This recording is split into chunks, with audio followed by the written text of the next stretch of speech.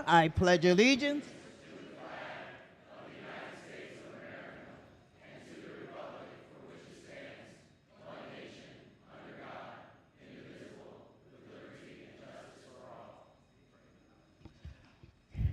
The prayer this morning will be offered by the good gentlelady from Prince George's County. Thank you, Madam Speaker. As we approach crossover in the upcoming weeks, I ask us to think on the gentle plowman on our emblem in James, per the tough-talking plowman in the Bible.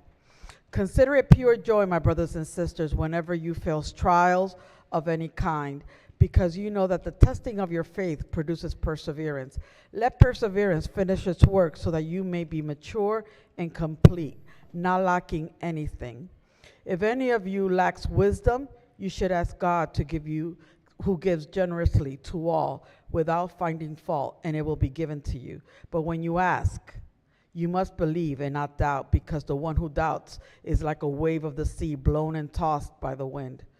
That person should not expect to receive anything from the Lord. Such a person is double-minded and unstable in all they do. Blessed is the one who perseveres under trial, because having stood the test, that person will receive the crown of life that the Lord has promised to those who love him. My dear brothers and sisters, take note of this. Everyone should be quick to listen, slow to speak, and slow to become angry, because human anger does not produce the righteousness that God desires. So let's move forward as a body in peace and walk in wisdom. Amen. Amen. Quorum call. Madam Speaker.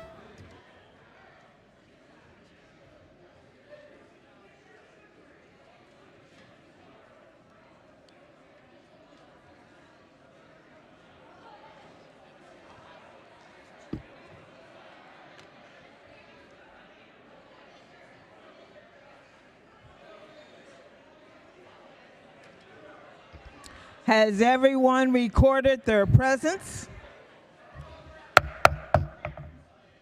Has everyone recorded their presence? If so, the clerk will take the call.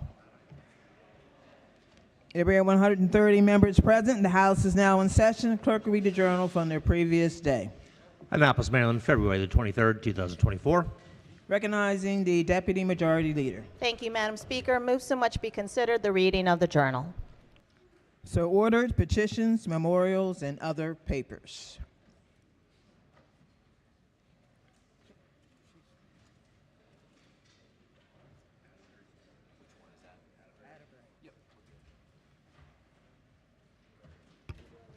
House resolution. Recognizing General Leif. Oh, you're switching it? Okay. Okay. From Prince George's County then. Thank you, Madam Speaker. Colleagues, today Alpha Kappa Alpha Sorority Incorporated will paint the State House pink and green as the world's first Black Greek letter sorority has sent her finest 500 strong to advocate for social justice and civic empowerment. Madam Speaker, there are 10 in this chamber who take this matter very seriously. They have been steadfast champions of social justice and shining examples of civic empowerment. May I have permission to use my sister delegates' names? Permission granted. Chair of the Ways and Means Committee, Delegate Vanessa Atterbury.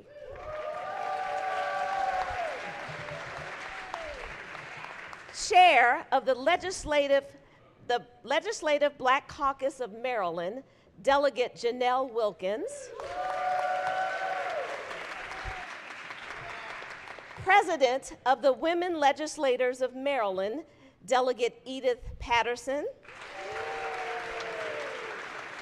Vice Chair of the Judiciary Committee, Delegate Sandy Bartlett. Former Speaker Pro Tem, Delegate Cherie Sample Hughes. Treasurer of the Women Legislators of Maryland, Delegate Pam Queen. Our resident physician and former Howard County Delegation Chair, Delegate Terry Hill. Deputy Majority Whip, Delegate Karen Tolles. Women Legislators of Maryland, Member at Large, Delegate Jennifer White Holland. Oh, and then there's me, Delegate Kim Taylor. I serve as the Vice Chair of the Prince George's Delegation's Education Subcommittee. Now, representing Alpha Kappa Alpha's Connection and Social Action Committee, I'd like to introduce our sorority sisters that have joined Madam Speaker at the podium. Ingrid Watson, North Atlantic Region State Coordinator.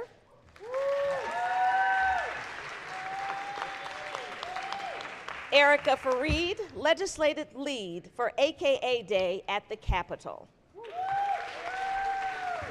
And she couldn't be here today, but I'd like to acknowledge Alicia Pegues-Spearman, our North Atlantic Regional Director. Colleagues, please give these ladies another hand and grant them best wishes for their 2024 day at the Capitol. Thank you.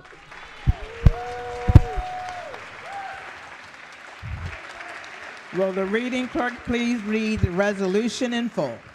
Be it hereby known to all that the House of Delegates of Maryland offers its sincerest congratulations to Alpha Kappa Alpha Sorority Incorporated in recognition of your tireless advocacy on statewide issues on this 2024 AKA Day at the Capitol. The entire membership extends best wishes on this memorable occasion and directs this resolution to be presented on this 28th day of February 2024.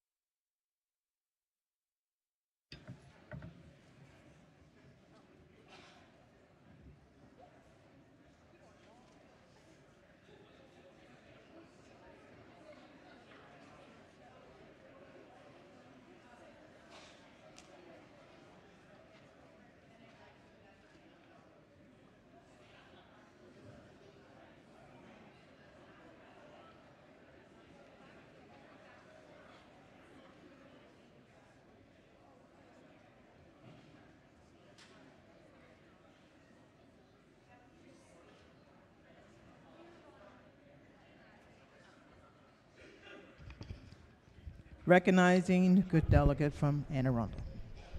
Thank you, Madam Speaker, and good morning, colleagues.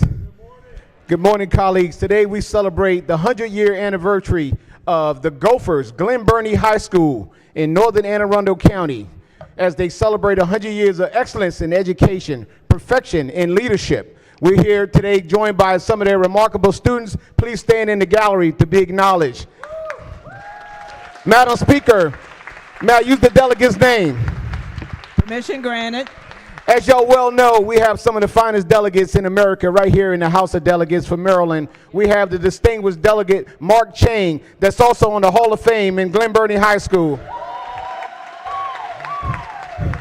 We have the young lad, Stuart Smith, who's young, vibrant, and energetic. Yes, stand to be acknowledged. We also have in my office Jackie Alsop, former president of the Anne Arundel County NAACP, who's now our constituent services, as well as many others that are working here in the state capitol grounds. We're also joined on the floor by our distinguished senator, Senator Clarence Lamb, who will be acknowledged as well. So congratulations to 100 years, and we look to rebuilding that school. Will the reading clerk please read the resolution in full? Be it hereby known to all that the House of Delegates of Maryland offers its sincerest congratulations to Glen Burnie High School in recognition of the celebration of your centennial anniversary, having opened in 1923 as the second high school serving the northern Anne Arundel County community. The entire membership extends best wishes on this memorable occasion and directs this resolution to be presented on this 28th day of February 2024.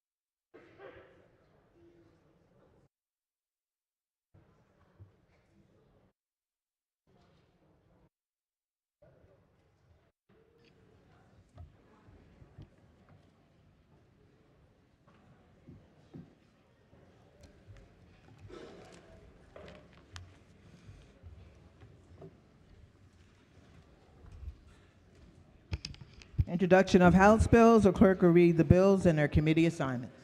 House Bill 1514, Delegate Fair, House Rules by order of Sylvia Seeger, Chief Clerk. Clerk will read the bond initiatives and the committee assignments. Introductory House Bond Initiatives number 50, February 24, 2024, referred to appropriations. Message from the Senate, consent calendar number 10. Senate bills introduced in the House. The clerk will read the first bill and committee assignment. Senate Bill 29, Senator Kagan, Ways and Means. Recognizing the Majority Leader. Thank you, Madam Speaker. So much be considered the reading of Senate Bill 29, be considered the reading for all the bills on the calendar. Hearing no objections, the bills are read the first time and referred to the appropriate committee.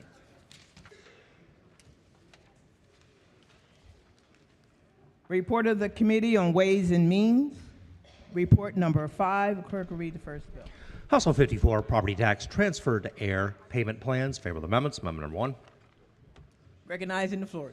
Thank you, Madam Speaker. Move so much to be considered the reading of the amendments. So ordered. The amendments add legatees to the bill, require the county tax offices rather than the clerks of the court to provide heirs and legatees with the contact information for the state tax sale ombudsman, requires heirs and legatees to file an affidavit of their payment plan with the clerk of the court to transfer property without having to pay the taxes due, allow property subject to a payment plan to be transferred if the buyer agrees to assume the seller's obligations under the payment plan, and prohibits a property from being sold at tax sale if the owner is in compliance with the payment plan but allows the property to go to tax sale if the owner is not in compliance. Move the amendments.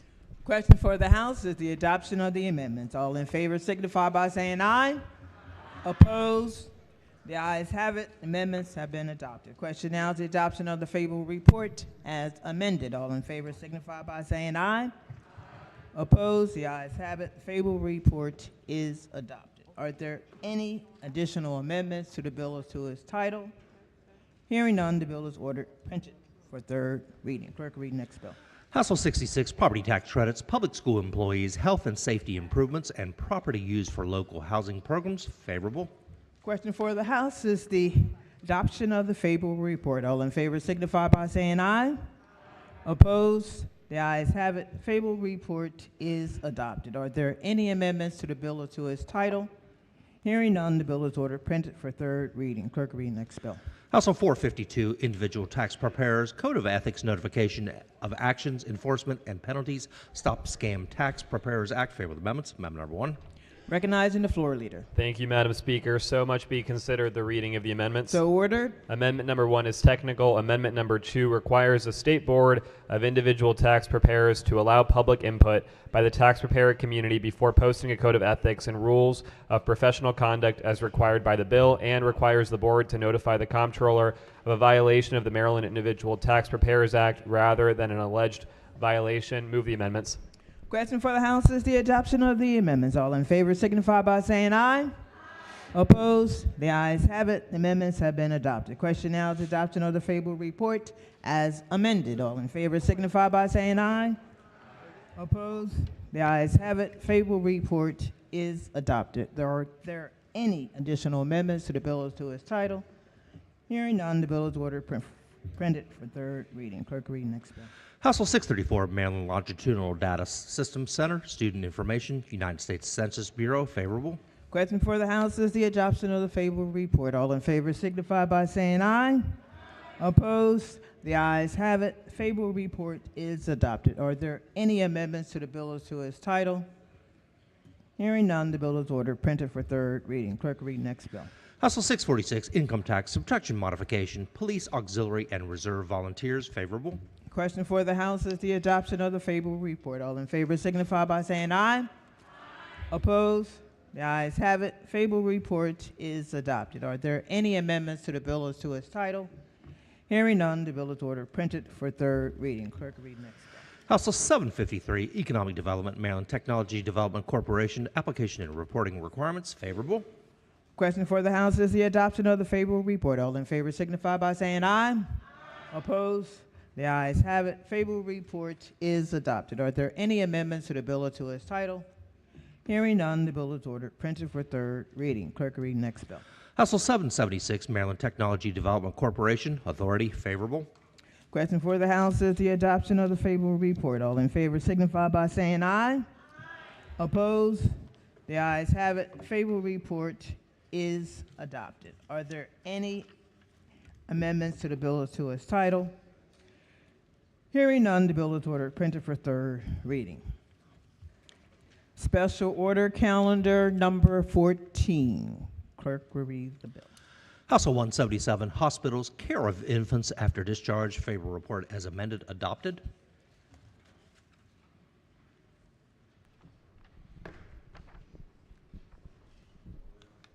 Floor leader on the bill. Madam Speaker. Yes, Madam Floor Speaker. leader on the bill. Yes, ma'am. Maker of the special order. Yes, thank you. So the bill was special ordered. I'm here ready to talk about the bill, Madam Speaker. Go ahead. Madam Speaker, it's me. I made the special order. Oh, you made She the was special she order. was my unwilling victim. I'm so sorry. Okay, all right. The maker of the special order. Thank you, ma'am. Okay. Body, I drew up a very a sweet amendment. I don't think it will affect the nature of the bill at all. But when I was reading through it, something caught my eye. I've had a friend who lost a baby tragically in a scenario similar to what's trying to be addressed in this bill, and it was the worst day of her life and her husband's life. And my concern with the way the bill is currently crafted is that it requires the parents to sign off that they received this information before they leave. And I just want you to think with me through what this process might look like if this was you or someone you know that had this happen to them. You go home, you, like many cultures all over the world, sleep with your baby at night. Many, many, many cultures. We stand apart from other cultures in that we do not sleep with our infants in this culture. But some people still do, and your baby tragically has an accident and dies. You now have a hospital with a document that has your signature on it that says that you knew if you slept with your baby that your baby could die. I think it's going to put people in communities where this is still very commonplace at an increased risk of being criminalized for something that they did not intend to do, that was part of their culture, that was part of the way they raised their families, for a baby they deeply loved and they dealt with an unimaginable loss. And I just don't want to see families like that being criminalized for something that, frankly, I don't think should be criminalized. So my concern is just that, and this amendment basically shifts the signature to the medical professional who's providing the information. So the nurse or the doctor or the staff person who provides the information would instead sign off on the form, just to eliminate the risk of a parent who is well-meaning but may have experienced this kind of tragedy in their life. Do you have an amendment? Yes, the amendment is 763524/1, Amendment number 1. and I'll turn it over to my floor leader. Madam Speaker. Floor leader. Thank you, Madam Speaker. I'd like to thank the maker of the amendment, first, for being so thoughtful, thinking about the needs of families and infants, and putting together an amendment and getting it to me and the committee early. We got it last night and have had plenty of time to look it over. So I want to thank the maker of the amendment. I also would like to ask the body to resist the amendment. While it is thoughtful, while it's grounded in care for families, moms, and infants, it's not necessary. This bill has been considered by a group of committed stakeholders, including the American Academy of Pediatrics, the Maryland Hospital Association, and others with experience in implementing safe sleep provisions.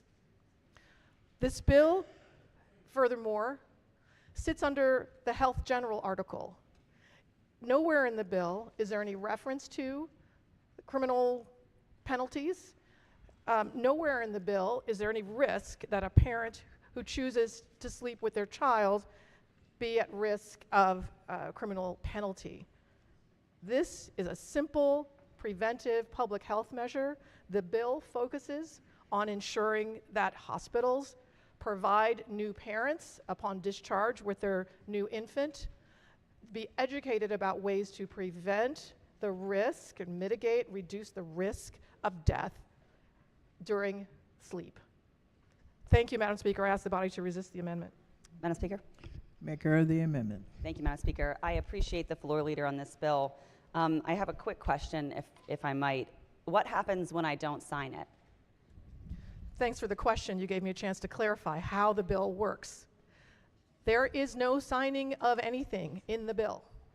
What the bill, the amended, originally there was a language about requiring documentation of sharing of the information. That no longer exists in the bill as amended.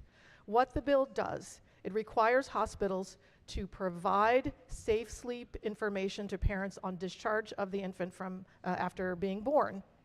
Hospitals and the Department of Health and local health units will work together and figure out how that delivery of educational resources, information, will be conveyed. There's no requirement in the bill that there is a signature documenting receipt of the information, only that the information be delivered. Okay, that does make me feel a little bit better. So, but hospitals could potentially still implement that should they desire to. From a liability perspective, I can see why they might want to ensure that the patients were signing off that they received this information. That was discussed with hospitals, and everyone, including hospitals, has agreed that's not necessary in this bill. Okay, I would still press my amendment, Madam Speaker, just because I'd like to ensure that that doesn't occur, because I am one of the parents who would not sign anything, and I've always been told don't sign something if you don't believe in what it says. So I would press my amendment, Madam Speaker. Madam Speaker, I urge the body to resist the amendment. It isn't necessary. Families are not at risk of criminal penalty, and more children's lives will be saved. And that's our ultimate goal, to keep infants safe from suffocating in their sleep. Thank you, Madam Speaker. On the amendment, all in favor signify by saying aye. Opposed? No. Roll call. Madam Speaker.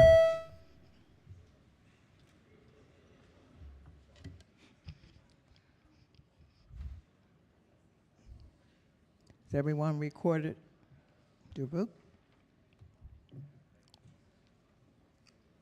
Clerk will take the call. The amendment fails. Is there any additional amendments to the bill as to its title? Hearing none, the bill is ordered printed for third reading. Special order calendar number 15. Clerk will read the bill. House Bill 601, Street Racing and Exhibition Driving, Prohibited Acts, Enforcement and Penalties. Favorable report as amended, adopted. Recognizing the maker of the amendment. Thank you, Madam Speaker. All my questions have been answered. Okay. Madam Speaker? Yes, gentleman from Baltimore County. Yes, ma'am. This was a little bit of different. I actually give up my seat to one of the other floor leaders on this bill, and I couldn't stand up and ask for it to be special order. But anyway, I have an amendment at this. Amendment number is 673-4271.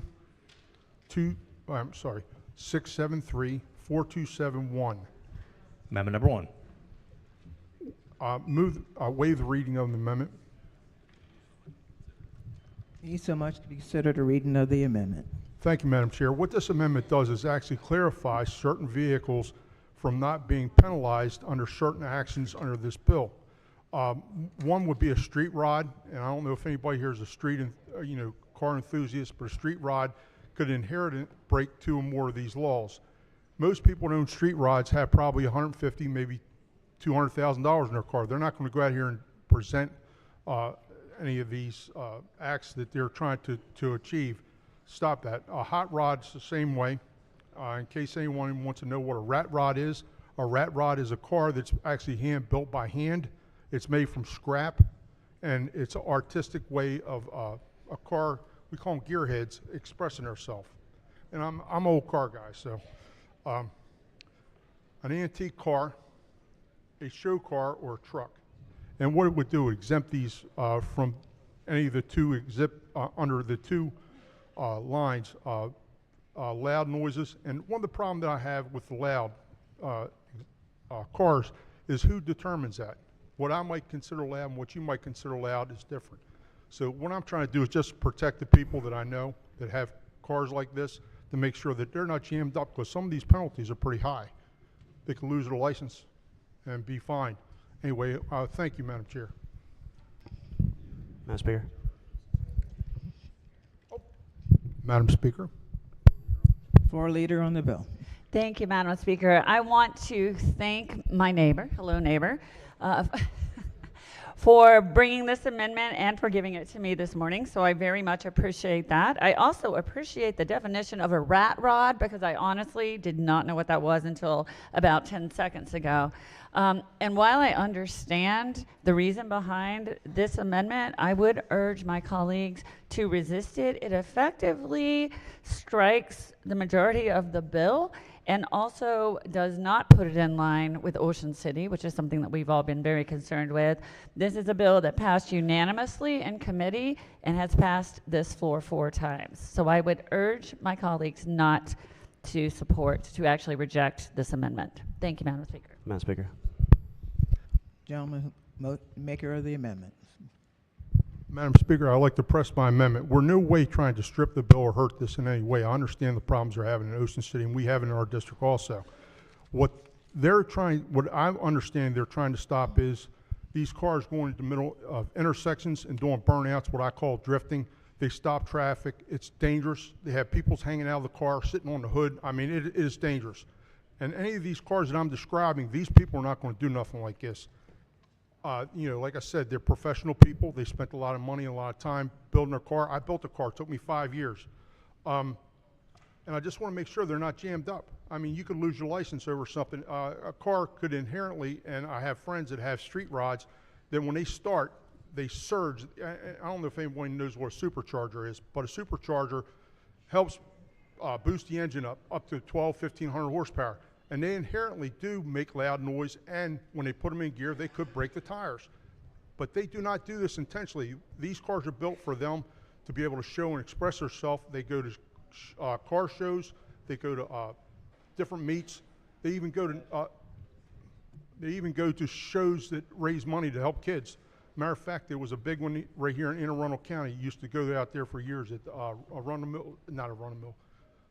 Marley Station Mall. That place was packed on Saturday night, and you never had none of these problems. And I'm just afraid when they would leave, if something like this would happen, that the wrong police officer would get a hold of them and they'd wind up losing their license over it. Thank you, Madam Chair. Gentleman from Cecil. Thank you, Madam Speaker. I rise today to support this amendment. I'm a young car guy, not an old car guy, but I definitely respect them as well. And it's important that we allow people of all ages to express themselves via their vehicle. This is a huge industry in Maryland, and as a representative, I know a lot of you have seen that I work with SEMA, which is an organization for aftermarket parts for cars. This is a big industry, and what this amendment seeks to do is exempt those folks that have clearly designated their car as a rat rod. And what I will say in addition to that is that most of them have a specialty license plate, and it actually says right on there, street rod. I actually have a street rod myself, and it's tagged and insured as such. So these are very compliant folks. Again, they have to opt in at the MVA to designate their vehicle as a rat rod or a street rod. They are not lawbreakers. They are not criminals. And what we've seen with this body, especially when it comes to traffic violations, is that if there is a permissible violation, somewhere, somehow, someone is going to get that violation, even if they don't deserve it. Then they have to go to court and defend themselves, spend all this money just for something that they're enjoying as a hobby and not maliciously disrupting the public or threatening safety on our roadways. So again, I just would like to support this amendment, ask for a green vote. I think it's very common sense, and it will keep the good actors from getting tickets and possibly losing their license. Thank you. Floor Leader. Thank you, Madam Speaker, and thank you for those comments. I recognize your concerns, and I appreciate the opportunity to make sure that everyone understands that those good actors that we're hearing about and those who do not do those things intentionally are not actually going to be penalized under this bill. There is intent is taken into account under this legislation, so they have to be intentional actions. The other piece is that we're talking a lot about the noise level, but under the amendments that the committee put in place, you actually have to violate 2 of these provisions in order, and not just the one provision, in order to be penalized under this legislation. So those folks who are good actors, who are unintentionally making loud noises or doing whatever rat rods do, are exempt under this bill. So thank you very much. And once again, colleagues, I ask you to resist the amendment. On the amendment? Madam Speaker, one last bite this apple. I agree with I agree with the delegate. We don't want to see anyone hurt. And if this amendment's not going to cause any problems, it's going to actually help protect the good actors. Why not adopt it? I'm just, like I said, I just foresee in the future that some of my friends are going to call me up and say, Bob, I got jacked up. I was leaving a car show.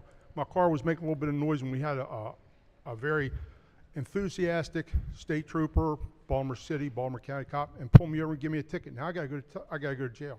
I mean, I could even go to jail for over it. So I would press this amendment, and hopefully, like I said, this won't change the amendment. It'll just protect the people that are good actors and they're doing the right thing. Thank you. On the amendment, all in favor signify by saying aye. Oppose? No. Roll call. Madam Speaker.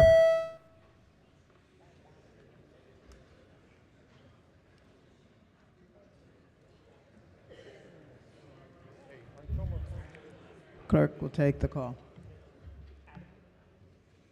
The amendment fails. Are there any additional amendments to the bill or to its title? Hearing none, the bill is ordered, printed for third reading. Special order calendar number 16. Clerk will read the House Bill 615, Education Prohibited Behavior on School Grounds and Property Application. Favorable report adopted. recognizing the maker of the amendment. Special order. Thank you, Madam Speaker. I have an amendment at the desk. Amendment 853524/1. Amendment number 1. So be considered reading of that amendment. So ordered. Thank you, Madam Speaker. Friends, I woke up Monday morning to a slurry of text messages. There was a local radio show in Southern Maryland that dedicated a whole 3.5 hours of their radio show dealing with student behavior. And I was shocked. I listened to the entire 3.5 hour broadcast, and I was surprised not only by the amount of parents, but the amount of teachers that called in that were upset about student behavior. And look, this isn't a new topic, because we've submitted bills through the years in the past trying to deal with this subject matter to no avail. And it seems like the situation in our schools are getting more and more chaotic, where you're having students roam the halls, and it's really impacting the children that want to learn, the ones that are there to get an education. It's a chaotic situation. And then we come into the chamber on Tuesday, and I see this bill up on the floor. This bill prohibits penalizing disruptive and threatening behavior of students, and essentially amounts to a get out of trouble free card, which I find amazing because it has, not only is it K through 12, it has higher ed in the bill. At this point, these people are adults and they should know how to act. So I have an amendment on the bill, and the amendment, you can read it, it's on the floor system. It's really straightforward. A student who violates this subsection shall be prohibited for 1 year from the date of the violation from participating in or attending any sporting event or extracurricular activity program. We have to have some type of repercussions for bad behavior. It's another tool in the tool chest for our administrators and our teachers to actually get the job done of educating students. And Madam Speaker, I move the amendment. Thank you. Madam Speaker. Floor leader. Thank you, Madam Speaker. I appreciate the gentleman bringing the amendment. I appreciate him sharing the amendment with me beforehand. And I think it's a thoughtful amendment because I believe the gentleman is deeply concerned about behavior in our schools. That's not exactly what this bill is about. This is about us arresting our way out of having students behave better in our schools. And I want to give you a few examples of what we're talking about, but really I think I'll just stick to the amendment and say that what this does is it prescribes a disciplinary behavior for a specific type of behavior. We're not really in the business of doing that. And what this bill tries to do is actually move us away from arresting students for things like refusing to sit in their seats or being in the hallway too much, and moves us toward arresting them for truly crimes that are in the criminal code. And so if we begin to lay out certain disciplinary activities for certain behaviors, then we're taking away that power from the school to manage the situation in the best way possible. And so we really don't want to insert ourselves in there, and so I would ask the body to resist the amendment. Thank you. Gentleman from Calvert. Thank you, Madam Speaker. Hot off the press in the Southern Maryland News, which covers all 3 counties in Southern Maryland, is an article about how the head of the teachers union in Calvert County took a survey of all the teachers in Calvert County. And that survey just came out, and the teachers said one of their biggest concerns about teaching now is the lack of discipline and the lack of consequences. And that's what this gentleman from Southern Maryland's amendment does. It provides consequences, because right now we have a public school system that is consequence-free. Let me give you an example. There's one teacher that called me recently, as in the last couple of weeks, and said, you know, I have asked to be transferred out of my school because there's literally no learning occurring, because the out-of-control children, the children that have no discipline, are running the school. This teacher was pushed by the student on the ground while other students, a whole gang of them, in fact, were taping this incident. And you know what the consequence was for the student? Initially, 3 days of suspension. For pushing a teacher? And the max consequence, according to this teacher in Calvert, because I asked the question, what could be the max? I think the max was up to 60 or 90 days, but in another public school where they're basically babysat in a classroom and no learning is occurring there either. So we have a public school system that is consequence-free when students are out of control in that public school system, and the gentleman, the floor leader, says, well, we need to give them flexibility. The fact is they don't have flexibility because they can't actually impose consequences. So that's why this amendment is necessary. For all those reasons, I support this amendment, and I support the teachers who are increasingly leaving the profession because of this specific problem. Thank you, Madam Speaker. Floor leader. Thank you, Madam Speaker, and I thank the gentleman for his comments, and I also thank him for his concern about discipline in our schools. It is a serious problem, and we have to deal with it. The situation that actually was described there, where you push a teacher to the ground, could be common law assault, and the student could be charged. That's up to the school to decide if they feel like that's called for, and that's not what this amendment's about. But it is about what we're trying to do here is give the schools who know the students best the ability to make those decisions, whether they feel like something rises to common law assault or not. So I urge everyone to resist the amendment. I will add that the amendment is not about pushing people to the floor. It's about disrupting a sporting event and a specific penalty for doing that. John Lay from Baltimore County. Thank you, Madam Speaker. Would the floor leader rise to clarify something, please? Thank you Floor so leader. much. Did I just hear you say that if a student assaulted a teacher, the school may not charge that student? That is what you said, sir. Okay, well then why did you ask me? I will tell you what I said and what I meant by it if you'd like me to clarify. Please, that's why I'm giving you a chance to clarify, because people are listening, and we heard you say that a student could assault a teacher, push a teacher to the ground, and the school may not, you said may not, do anything about it. I didn't say not do anything. I said press charges. You should quote me correctly, please. So, again, And then I would, but now that I've clarified that, please clarify. if someone gets pushed over in a street, it's up to people whether they want to press charges or not if it rises to that level. It's not, this is not something new for schools. The school has an obligation to protect the teachers in the school. I don't disagree with that. So, thank you, Mr. Floor Leader. This is all the evidence you need to know that this amendment is needed, because children don't feel safe in school. This weekend, my seatmate and I visited a local firehouse, and we were told stories about one of our high schools that we thought was, frankly, the best high school in Baltimore County. And we were shocked at his reports about what's going on in that school. So if the schools will not impose mandatory consequences for kids, then we should do that. And if kids can't behave at a football game, they assault other students, and the school fails to protect other students, then this is our chance to do it. Colleagues, I urge a green vote on this amendment. Minority. Thank you, Madam Speaker. Can I ask just one quick question? I know we've been for the Floor leader. Great.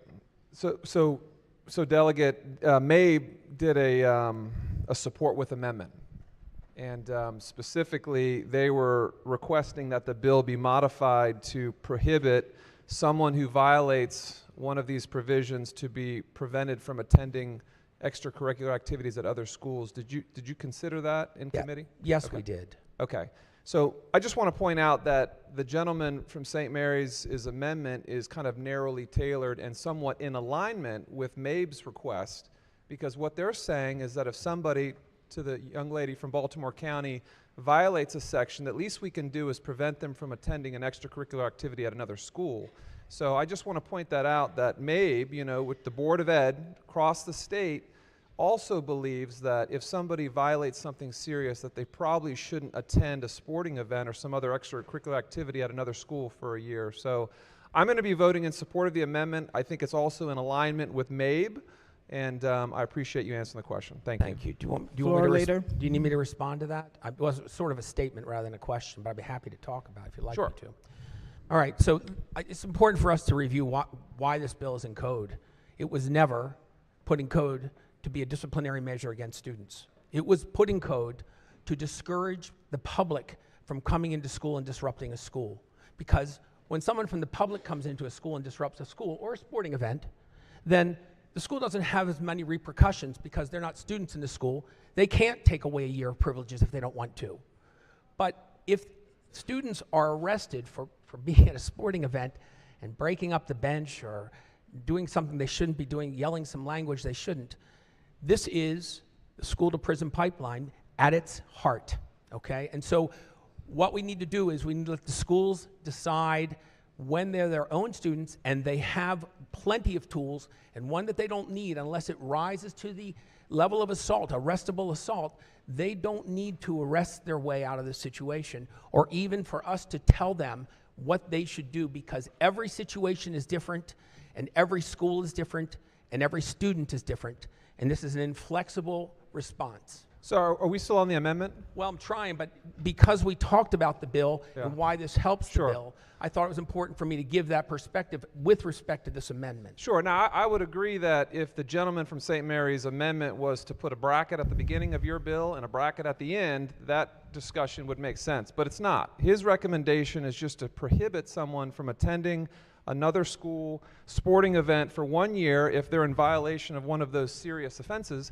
And to your point, MABE, who are the schools, when you say we want to let the schools decide, that is the schools. MABE is the schools, or the representative in every jurisdiction of the state, and they also agree, based on their testimony, with this amendment. So my question is, why can't we find this middle ground, do what MABE wants, do what the amendment suggests? If somebody molests or attacks another student or a teacher at another school, they probably shouldn't be allowed to go to that other school for a year. They should probably, depending on... And it's not a pipeline to prison, it's just a prohibition from them attending the school in which they did that action at.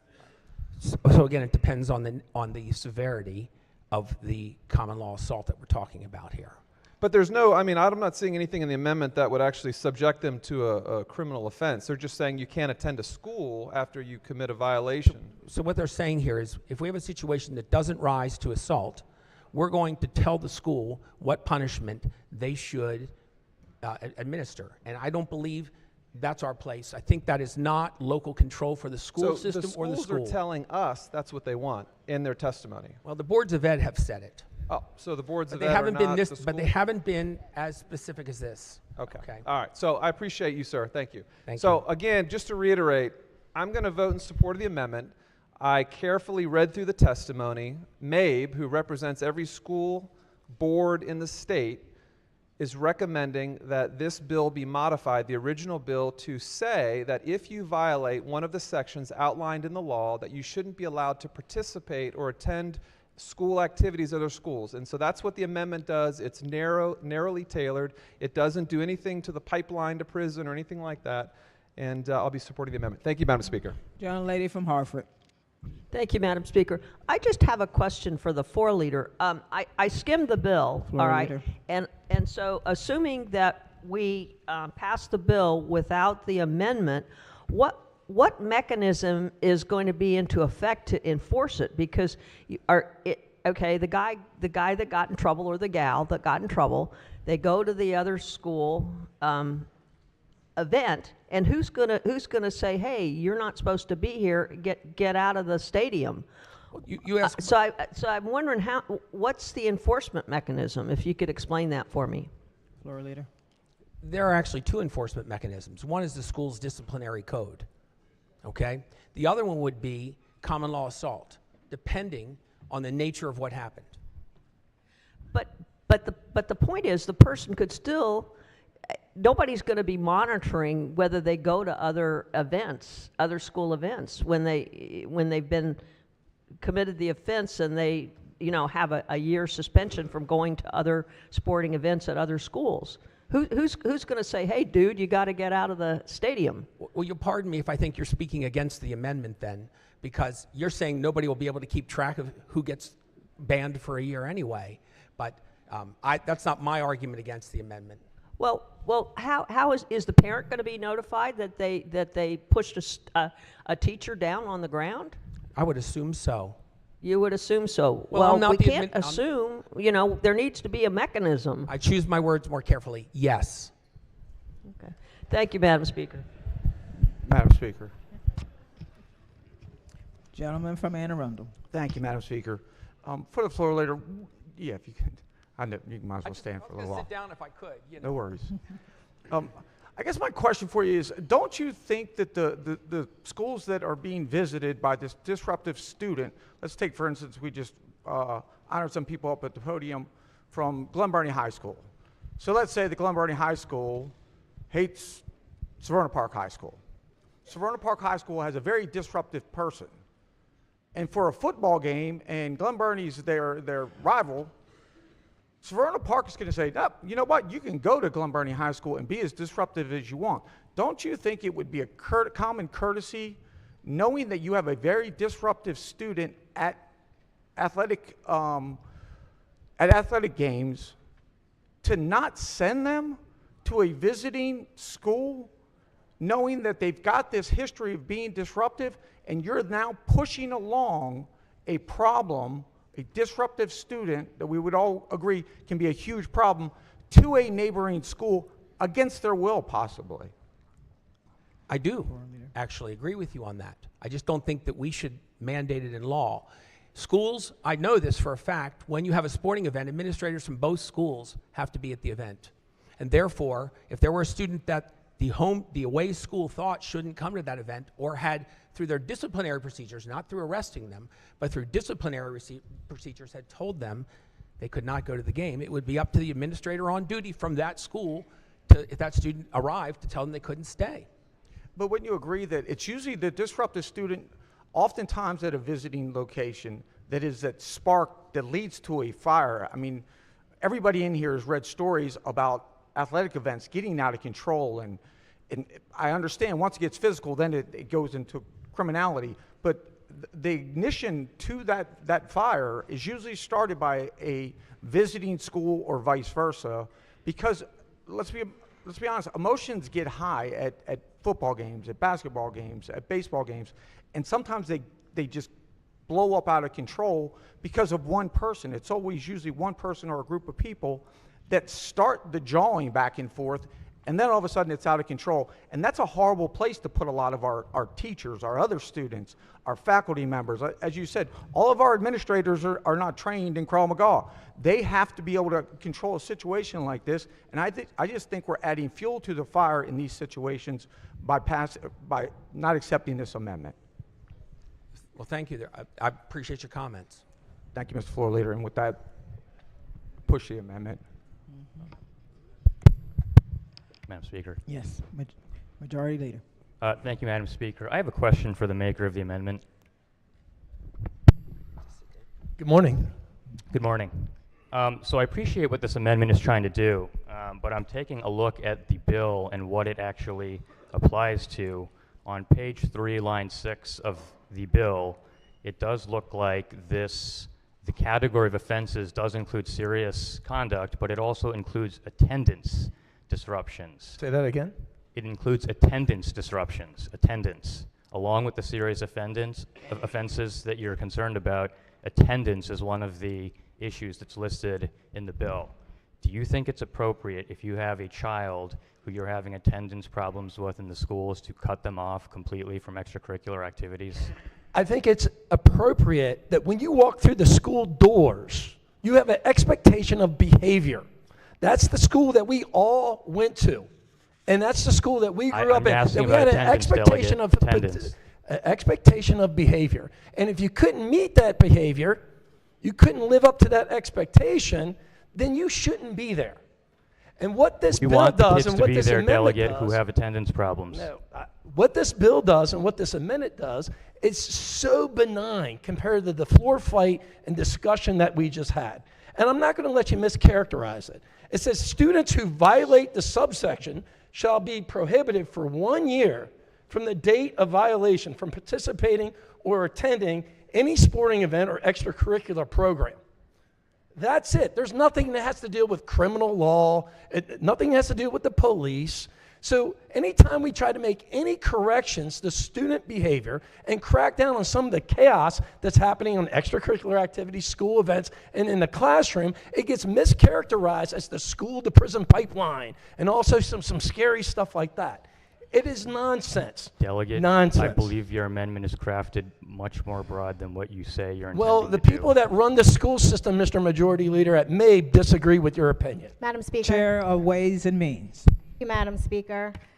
My floor leader was doing an amazing job, and thank you to the majority leader, but I had to stand up because I was personally offended by the statement that we constantly are trying to mischaracterize things as the school to prison pipeline. Some folks in this body have the privilege of not having to worry about their children when they step out of their house. Some people in this body have the privilege of not having to worry about their children, their sons, and now their daughters when they enter a school where they are supposed to be protected. And you have heard me say it before, and I will say it again. I worry constantly about my oldest son, who is a super handsome 5 foot 8.5, 12-year-old, who is bigger than your normal 12-year-old. And so when he steps into a school and has what's considered a disruption, or if he is at a sporting event and is just yucking it up with his friends and is loud, an administrator who is misusing this section of the law will say, you know what? Disruption of schools, please come arrest him, and then now you want him to be banned from sporting events for a year when he plays basketball and football, and I know he's going to do that in high school because he's amazing. So I would urge this body to reject this amendment on the grounds that we are not trying to criminalize disciplinary matters. All of you on multiple occasions stand up. There's no booze necessary on the House floor. There's no booze necessary. Please conduct yourself with respect and accordingly. I have the microphone. I have the microphone. I would ask this body to reject this amendment because we are not trying to criminalize disciplinary behavior. There is an entire criminal code dealt with our amazing judiciary committee here that deals with arrests, and that can happen. We have SROs in schools. We have security assistants in schools. All that are in your schools. We don't need a code in the education article that criminalizes disproportionately African American students, brown students, and also students with disabilities. I would urge this body to reject this amendment. Thank you, Madam Speaker. Gentlelady from Baltimore City. Madam Speaker, I'm speaking as parliamentarian for the House of Delegates. I think it's really important for us to all remember ourselves. Last week, I requested that everyone dig into their thesaurus. I heard a couple of words that proved to me that people over the weekend did so. But I did see some behavior just now that I think is not becoming of all of us as members of the House of Delegates. I don't require any of us to agree, but I do expect that we follow the rules of decorum as outlined in our House rules and do it in a professional manner. That is all that is requested of us. Gentleman from Eastern Shore. Thank you, Madam Speaker, and I completely agree with what the parliamentarian said. However, I would also urge that we apply this consistently because we do have clapping, we have jeers throughout the entire time. So if we're going to do this, we have to be very consistent across the board because I'm hearing on both sides. So I just want to make that statement. Thank you. Okay. On the amendment. I just want to let you know, as my dear friend said, I have been doing some hand motions you probably didn't see from there. We do not clap in here. We do not jeer in here unless it's appropriate, and that's for everybody. The audience. And I did that to the audience. I hope they didn't take disrespect, but we're not at a sitcom, live taping. This is a professional environment. So everyone, safe hands to yourselves. Gentleman from Baltimore County. Thank you, Madam Speaker. On the amendment, I wanted to share a text message I received one day while sitting in judiciary that I think speaks to the nature of the problem. Delegate Grammer wanted to give you a quick update on Kenwood High School. There was an altercation between two boys. One pulled out a knife, injury sustained to the other student who has been taken to the hospital. This speaks to the nature of the problem. I actually challenge what the chair said. I think every single person in this state right now is looking at our public education system and they're saying, what the heck is going on? Because it's not a matter of the stories they're hearing, it's a matter of what they're seeing with their own students. And when you talk to teachers, when you talk to parents, I have never, not once ever, heard a situation, heard a story where a parent has said, wow, my kid really got the raw end of the deal and he or she received too much discipline. The story time and time again from teachers, from parents, from students is that the classroom is completely out of control. I've never heard a teacher once lament the school to prison pipeline.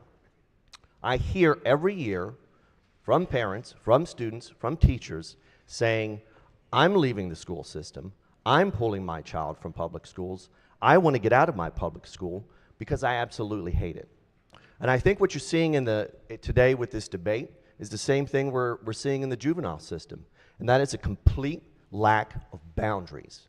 You don't need to throw every child, every youth in jail for an offense, but every child needs boundaries. And what you're doing again with this bill is you're taking away a tool to provide balance for youth and balance in the classroom. That's why I'll be supporting it today. Floor leader. Thank you, Madam Speaker. I don't believe we're on the amendment now. We're talking about the bill. And the example described by the gentleman is actually one that occurred in a building and not on a sports field. So for now, we should stay on the amendment. We can go to the bill soon. But I will say that I have an anecdotal story of a student who threw a water bottle at a trash can at a sporting event, and it bounced off to the side and hit someone in the leg, and they were arrested. Okay? This is not, and then under this amendment, and that's what we come to, they would have been banned from sports, all sporting events and playing in all sports for 1 year in this situation. So sticking to the amendment, that's an anecdotal story of a situation where we don't need to arrest our way out of simple disciplinary measures. The measures, if someone had a knife at a sporting event, they would be arrested. On the amendment, all in favor signify by saying aye. Aye. Opposed? No. Roll call. Madam Speaker.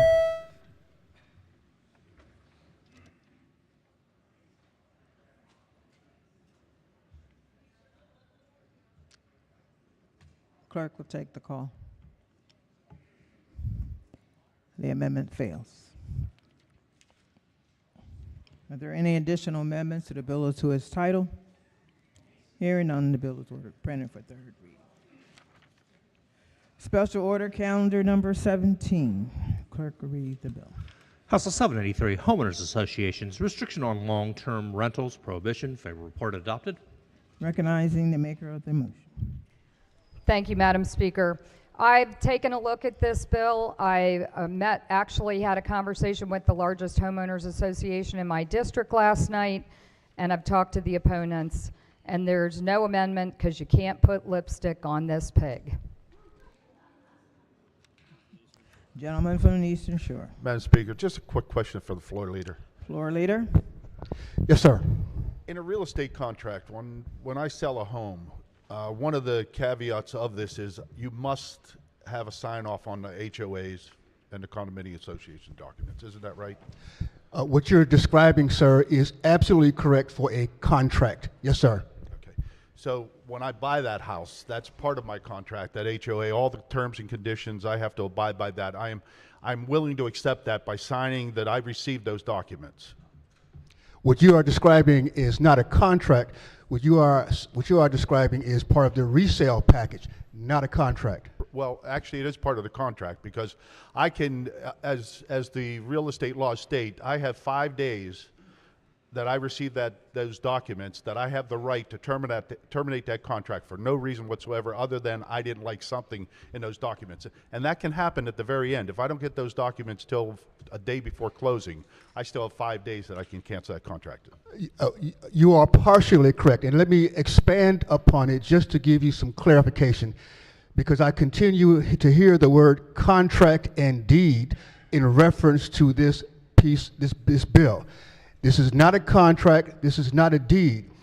This is part of the covenants, conditions, and restrictions.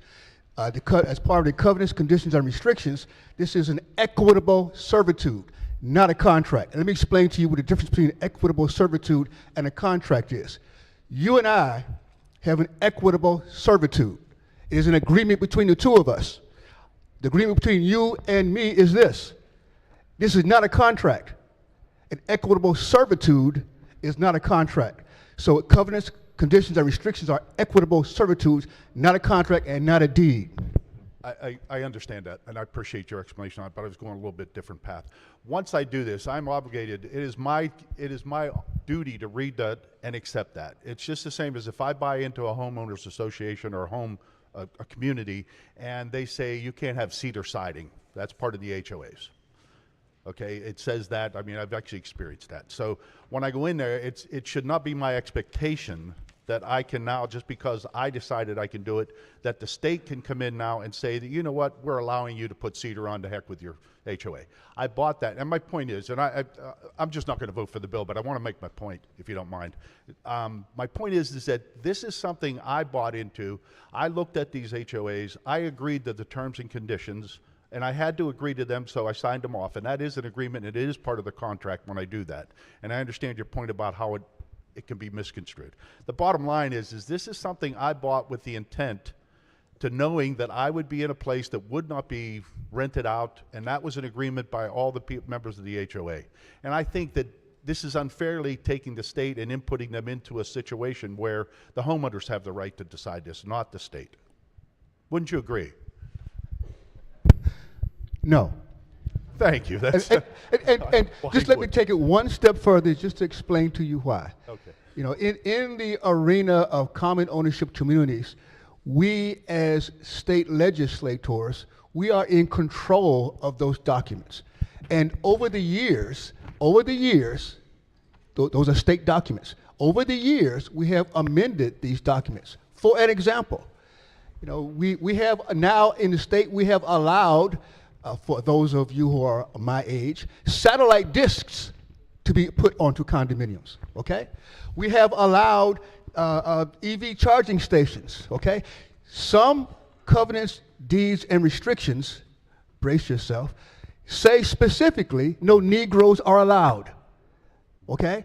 Although that's not enforceable, they are still in the covenants, deeds, and restrictions for older communities. So over the years, we as the state delegates and senators have revised these state documents as time moves on. This is another opportunity for us to revise the documents to update the state requirements.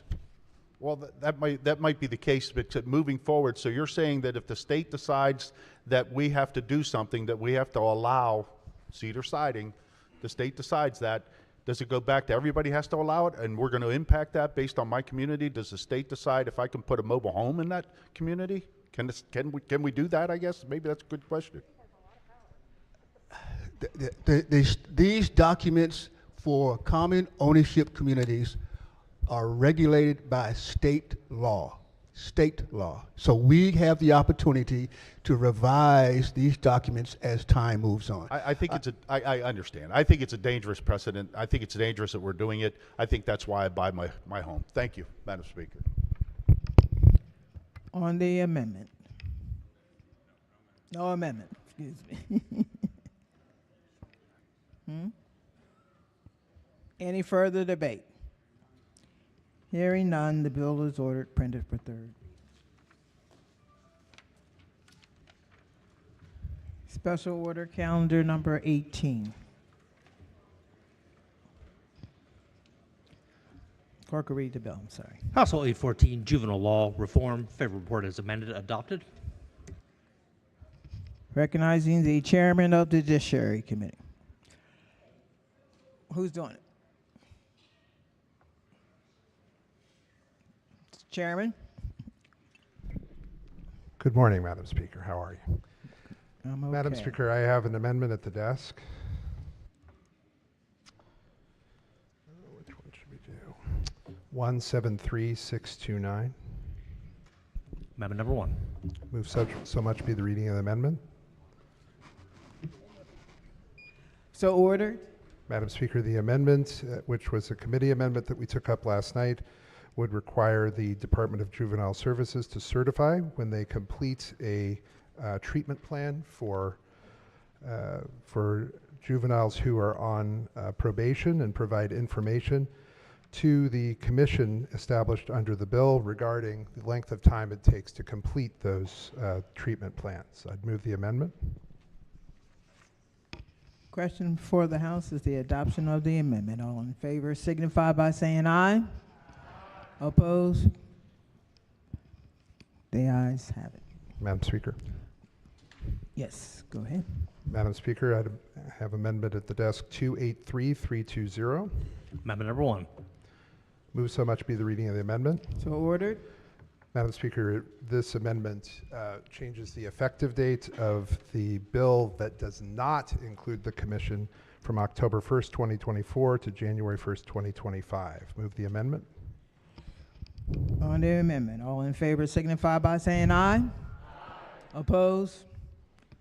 Amendment has been adopted. Madam Speaker. Yes, go right ahead. Amendment number 513928. Amendment number 1. Move so much be the reading of the amendments. So ordered. Madam Speaker, the amendment makes changes to the specific crimes involving firearms that are included in the legislation, and indicates that a first-time offense of car theft or of the possession of a firearm would go to a diversionary process. Move the amendments.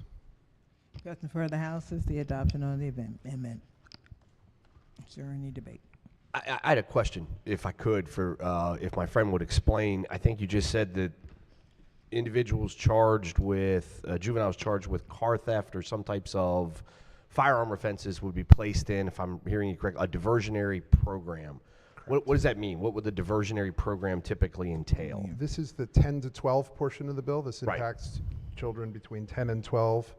The committee had extensive conversations with regard to what should happen next with children who are charged with car theft, and what should happen when children are found in possession of a firearm.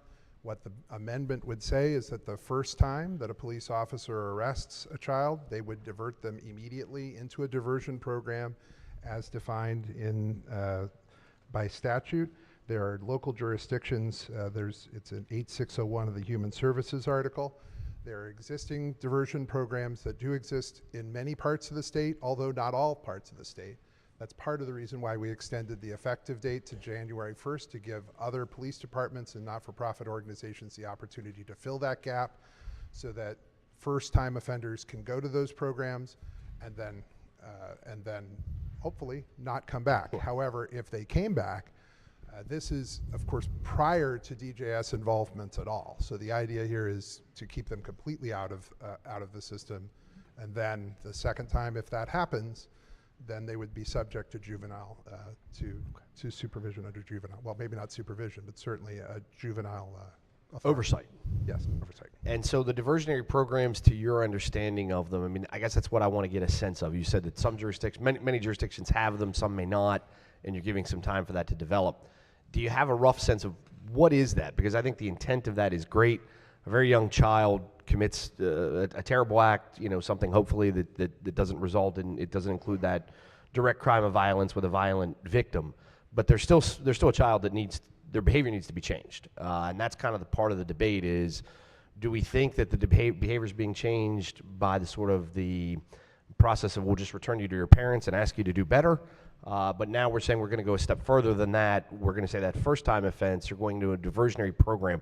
Does that typically entail, to your knowledge, is it counseling? Are there some kind of consequential, you have to complete so many hours of something, community service? Although it's hard to do community service when you're 10, but that's the whole goal, is like trying to find a way to change the behaviors by providing consequences and guidance. The diversionary programs, how do they work? Well, and I think you've properly defined how they work, that they could cover any number of different things, and they could be done in any number of different ways. The idea is that we're going to find ways to seek to change the behavior, and then hopefully have the child move forward. And in many cases, including in the programs that happen here in Anne Arundel County and Baltimore County, they've had programs like this where children have remained part of those programs voluntarily going forward, right, because they Positive build life relationships and they are able to do better because of those things. Okay. So it's a way of making sure that we do what we need to do at the front end of those cases before we go forward. And again, in both of these cases, there was extensive conversation in the committee to try and identify what needed to happen there. And so you just exempted out 2 potential crimes that go into the diversionary program rather than automatically the first-time offense into the DJS supervision or oversight. So the other crime, what are the other crimes that for 10 through 12 first offense you'd still go into the DJS supervisory system? Sex offense in the 3rd degree and aggravated assault basically against animals. Okay. All right, thank you very much. I appreciate it. Yes. Move the amendment. Gentleman from Baltimore County. Thank you, Madam Speaker. May I ask a question to the floor leader? Sure. Need to be specific. What about the young man that, for an example, in my area, that had stolen like 18 cars, but he never had a gun? What happens to that young man that's, I think he's up to about 35 cars now, so what happens to him? He's 10 and 12 years old. Well, and police officers were saying again and again, we don't feel like we have anything that we can do here. This gives them a path to say they should go into a diversionary program, and then if they complete it or not, being entered into that program, if they choose not to take advantage of it after being entered into the program, well, then there would be DJS supervision on the other side. There would be juvenile jurisdiction of the child. But the hope and the desire is for that diversion to take, so that the child doesn't engage in 35 or however many there were. The other part of this bill that's important in this regard is, at least from the stories that I've heard regarding it, is that police officers have arrested over and over again, but we don't have really records or anything that follows that. That's so why the bill would require them to actually submit a report, and to submit a report to DJS. Not necessarily if they don't want DJS to take further steps, that's fine, but at least there's a record there of what's going on. And that's why the data is so important. So I thank you for clarifying that for me. Thank you, sir. Thank you. Young lady from Baltimore County. Thank you, Madam Speaker. Thank you so much for this bill. And I'm not sure if my questions on the amendments before us are the ones that came in yesterday, but on the amended bill, because this was an amendment somewhere on the bill. So I understand the language says registrants on the Juvenile Sex Offender Registry have the same. That's not on this amendment. It's not on this? Not on this amendment. It's on the. It would have been on the Can amendment we take yesterday. all the amendments first? Yes, I was asking if it was one of the amendments. I had a question So about. that's not one of this. Okay, thank you. Okay. I'd move On the amendment, all in favor signify by saying aye. Opposed? Roll call. Roll call. Madam Speaker.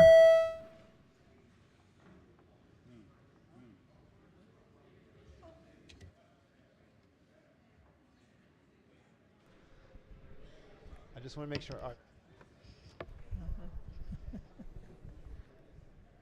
Is everyone out of the lounge and taking their vote? Clerk will take the call. There being 97 votes in the affirmative, the amendment passes. Next amendment. Madam Speaker.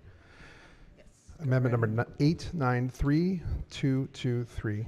Amendment number 1. Move so much be the reading of the amendments. So ordered. The amendment adds to the 3-year plan that the Department of Juvenile Services has to complete to include a program developed specifically for individuals between 10 and 14 years old who are at the highest risk of becoming victims or perpetrators of gun violence. Move the amendment. Question before the House is the adoption of the amendment. All in favor signify by saying aye. Opposed? No. The amendment passed. Madam Speaker. Gentleman from Harvard. Thank you, Madam Speaker. I have an amendment at the desk, 33728-1. Amendment number 1. Move so much be the reading of the amendment. So ordered. Thank you, Madam Speaker. So what this amendment seeks to do, it's an enabling amendment to allow parents to waive the right to have a conversation with law enforcement about situations their children may be involved in.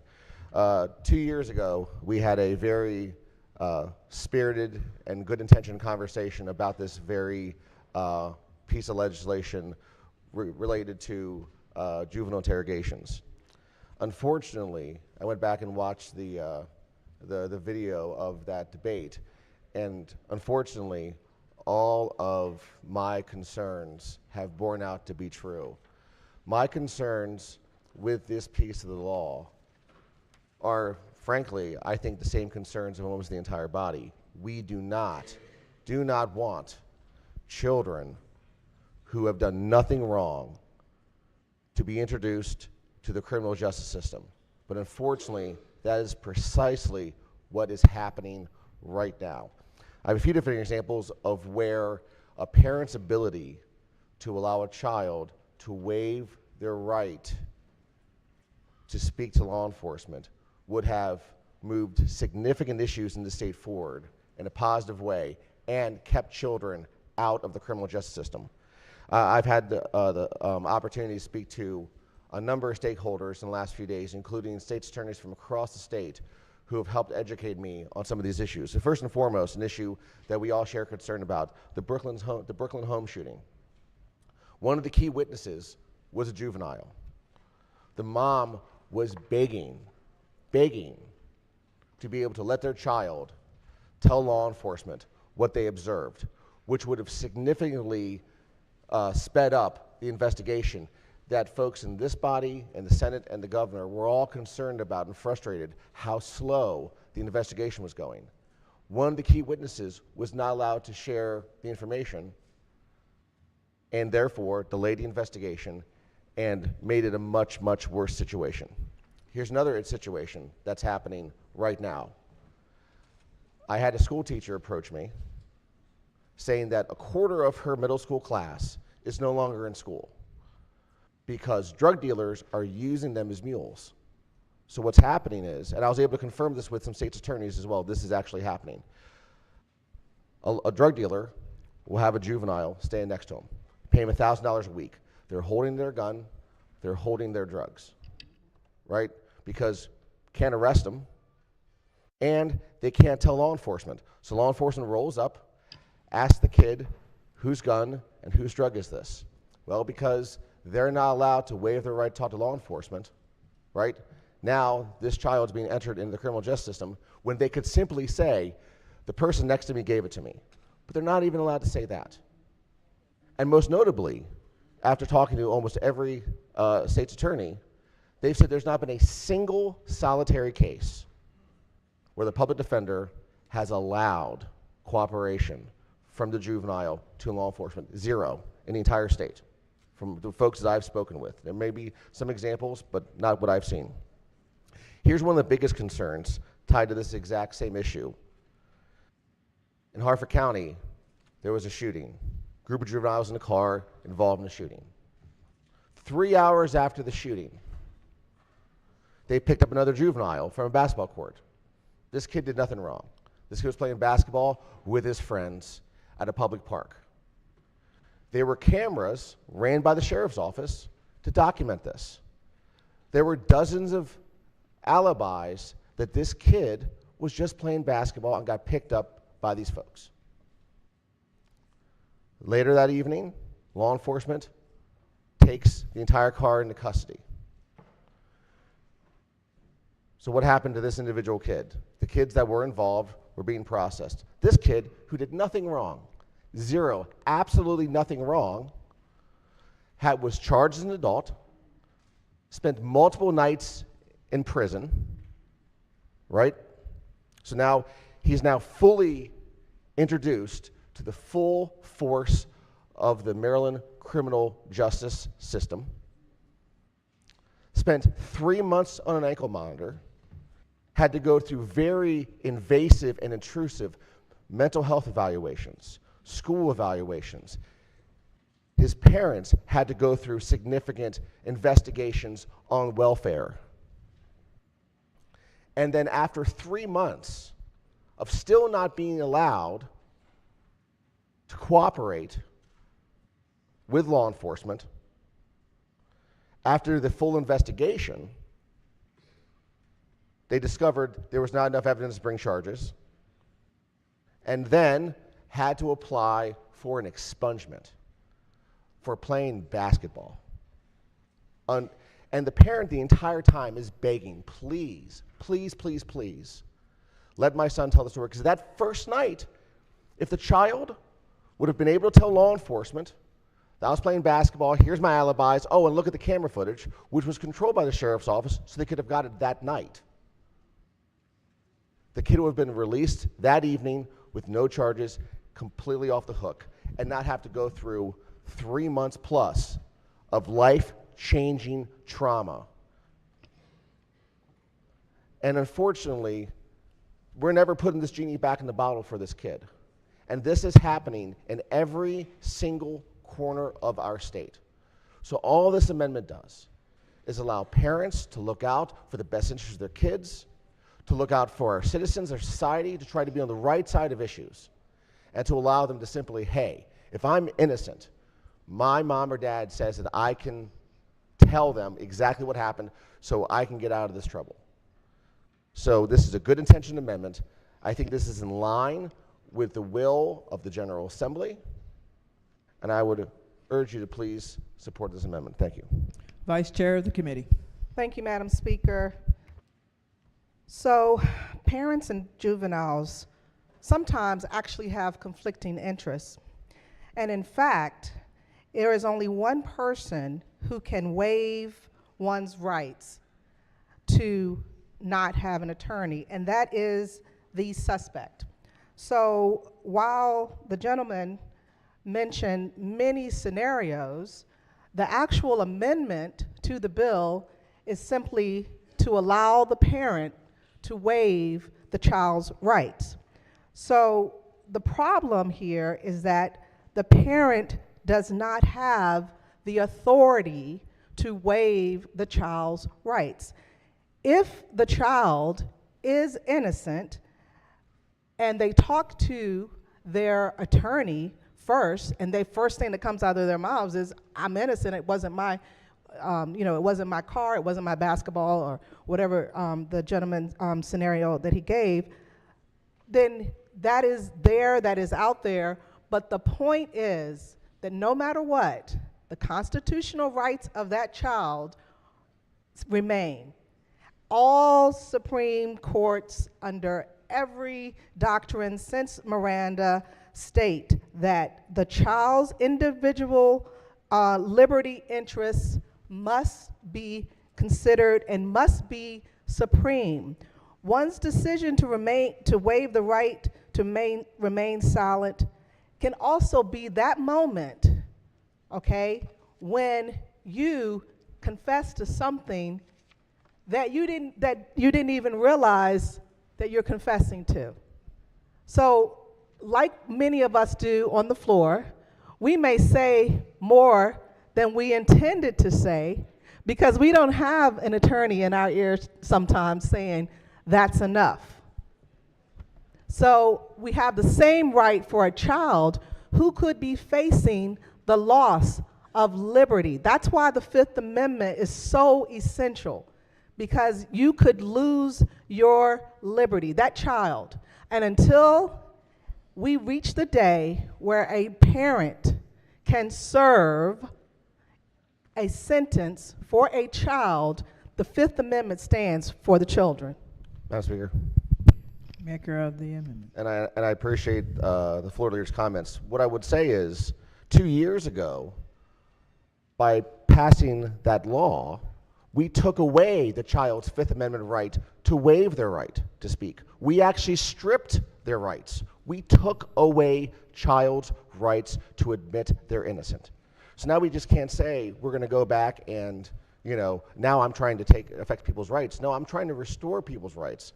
And if a parent can't waive the right, and the attorney's not going to waive the right, we have created a new class of criminal by doing this, innocent criminals. We have legally enabled innocent people to go to jail through this bill, and all I'm simply trying to do, and the argument was, and listen, and I concede the argument, right? A child may not be sophisticated enough to understand the Miranda rights, and I understand, that's why I'm not going after that portion, but parents are. And parents care about their kids. And parents don't want their kids to sit in the criminal justice system for 3 months unjustly. This amendment's about justice. It's about right and wrong. It's about taking care of the most vulnerable people in our state. That's what this does. And so this is not about taking away rights. This is restoring rights, because we took those rights away. So with that, Madam Speaker. Vice Chair of the committee. Madam Speaker, you better speak. I got to go home. I got to make dinner. You better tell them what they need to hear. Those can be the words that a child receives from a parent. The parent and the child, their interests are not always the same. I got to go back to my second shift at work. We need to get out of here. These are the things that children can sometimes hear from their parent. Their parents are not all attorneys. Their parents do not know all the circumstances. Their parents can be called as a witness against the child. There is no parent-child immunity. With that said, at no time have we, this body, waived the child's right. We said 2 years ago, under the Child Interrogation Protection Act, that the child has a right to an attorney, and then, after consultation with that attorney, they could very much waive their rights and they could speak. The key is to have the attorney present, to become educated, the defendant, the suspect, to be educated on what their rights are before waiving any rights at all. Now, if the defense attorney says, don't say anything, well, quite frankly, that's a good defense attorney, because that's part of their job. So I urge you to resist this amendment, because the parent and the child's interests are not always aligned, number one, and number two, it is not fair for a child to make a decision without a legal professional, an attorney, advising them on how to make that decision. Parents are wonderful, I love them, but in this case, the child needs an attorney. So I urge you to resist the amendment. Madam Speaker, just one last point. Maker of the amendment. Thank you, Madam Speaker. Just to discuss some of the points that was just made. The bill that was passed 2 years ago did not give the child the right to attorney. It said they must consult with an attorney before they're allowed to waive their rights. So it restricted their ability to waive their rights, right? It also prevents law enforcement to ask any potentially incriminating questions. A child, before this law, had the right to tell law enforcement what's going on. They had the right to waive their rights. This takes it away. They're not allowed to waive their rights. So the previous law does take away a child's rights and mandates things that because the child before this law had the right to an attorney. So that's not what this law did. But with that, Madam Speaker, thank you. Chairman of the committee. Just thank you very much, Madam Speaker. Just to be clear, even under juvenile interrogation, a child can waive their rights. The requirements under juvenile interrogation is that they have a telephone call from counsel and that their parents are there. They can waive their rights. There's nothing that changes in current law going forward regarding that. Thank you, Madam Speaker. Madam Speaker. Minority Leader. Thank you, Madam Speaker. Everything in life, the older you get, you begin to realize there's a balance. We have to balance everything we do. You have to balance being a parent. You have to balance being a spouse or a significant other with this job. You have to balance everything you do. And everything in the criminal law also requires, and in making policy in that field, a certain degree of balance. Everyone's rights to everything are not absolute. Your rights impinge and effect upon other people. They impinge and effect upon other people's constitutional rights and upon public safety rights. What I would suggest to you in the juvenile interrogation field is this is not a creation of one particular political party in this state. 6 states' attorneys, all elected Democrats, including multiple persons of color, female states' attorneys from the state's largest jurisdictions, have all suggested that the bill that was passed by our General Assembly has had a deleterious effect upon their ability to investigate and to bring to justice serious juvenile criminals. They have said this unequivocally. You can suggest well, it's not our job to help them do their job. We are not the public defender's office in this room. The public defender has a great role. They have a constitutional role. When they step into a courtroom, they are there to zealously defend and protect the rights of their client, whether they be juvenile or not, until to the absolute zenith. They have no obligation to the truth, other than they cannot suborn perjury. They have no obligation to the just result. They have an obligation to win for their client. They have an obligation to protect and defend their client. We are policymakers, and what I would suggest to you, that if you think that the elected Democratic state's attorneys in many of the jurisdictions represented by people in this room somehow are suggesting that what we've done is a successful policy outcome for your communities. We have to take a balance, and I believe that all the gentleman from Harford's County's amendment tries to do is have a balance that says that if a parent shows up for a child, that they have that right to engage and to attempt to facilitate that child. And the chair of the committee is absolutely right. The child can waive. You know, I don't want to confuse anybody. Child can consult with the public defender's office or private counsel and say, hey, I've talked to him, I want to waive, I want to talk. Anybody can do that. But I am struck by the fact that almost uniformly, the law enforcement community who is dealing with the juvenile crime issues confronting our state today has suggested that we need to do something to reform the juvenile interrogation system. And that's what this is intended in. And that's all it's intended in. It's simply to provide a little bit more balance. Thank you, Madam Speaker.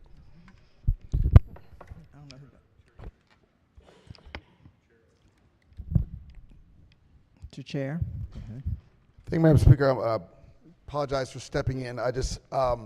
I'm also a defense attorney, and the first thing I have to tell adults, don't say nothing. Don't say nothing. Because when the police come talk to you, it's not for your own good. And I'm not villainizing police, they have a job to do. But they can lie, they can trick, they can do anything and say anything to get you to admit or just put yourself at the location, which from a criminal perspective is 90% of the case. So I will take you, since we've had many examples, to the Central Park 5 in 1989. Yeah, those parents waived the rights for those children too. And those are juveniles that were convicted of rape and attempted murder. And we all know today that that was a lie. Because some people don't understand the Miranda rights. That's why it's important to have villains like me explain it to them. Yes, I'm an attorney. You want to hear from me first, because those young men spent so much time in jail and their parents waived their rights. And in Maryland, we don't want that to happen. It's a complex issue. It's one of the most fundamental rights you have in this state and in this country. And the last thing we want somebody to do who is uneducated, who may not understand their legal rights, God knows I didn't before I went to college, is to tell a child, go ahead and say what you need to say. Because at some point, I promise you, these police officers are trying to build a case. In their mind, they already know who did it. This is no longer a case of who done it. They have a theory. Their job is to put the puzzle together the way they see fit. And that is not always the truth. So please, I ask you and implore you, please vote against this amendment. We do not need a Central Park 5 in Maryland. Thank you. The Majority Leader. Thank you, Madam Speaker. Colleagues, I just want to bring one point of clarity to the amendment also here.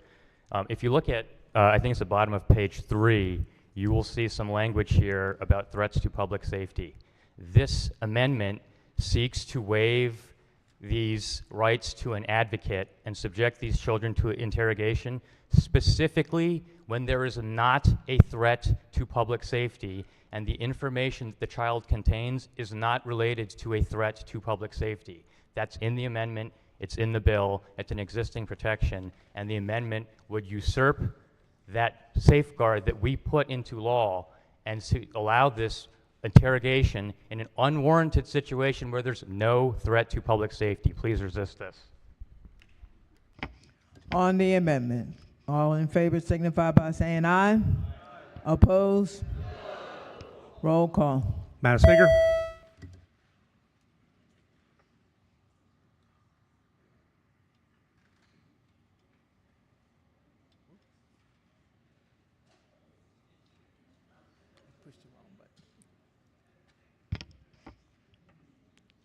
Clerk will take the call.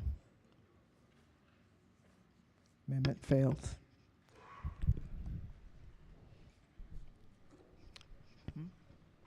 Madam Speaker. Gentleman from Montgomery. Thank you, Madam Speaker. I have an amendment at the desk. Amendment 4133022. Amendment number 1.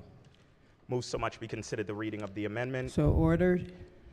The amendment simply creates a rebuttal presumption. Yes. Can you hold one second? Can you Sure. please repeat the number so we can get it? Sure. to us? 4133022.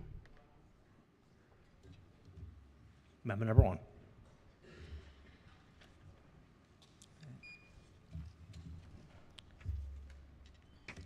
Go ahead. Thank you, Madam Speaker. The amendment simply creates a rebuttal presumption that a statement made by a minor during a custodial interrogation is involuntary and inadmissible in a juvenile or criminal proceeding against a minor if the law enforcement officer intentionally used information known by the officer to be false in order to elicit the statement. Move the amendment, Madam Speaker. Chairman. They ask the body to resist the amendment. There is already a bill in committee that addresses this issue. The committee hasn't taken action on it, so I don't believe that it would be appropriate to take it up as an amendment to the bill. Ask the body to resist. Okay. Madam Speaker? Yes. Thank you. So we do have a bill, legislation that I introduced that's currently in committee that's been introduced for a couple of sessions now, and while it's being considered by the committee, what we are considering on the floor right now is House Bill 814.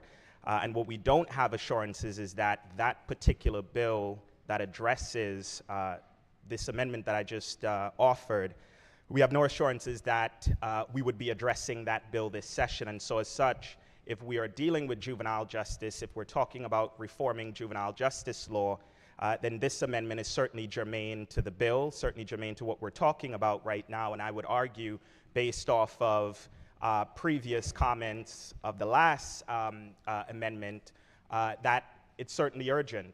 What this amendment ensures is that the practice of police lying to kids is one that we do not continue here in the state of Maryland.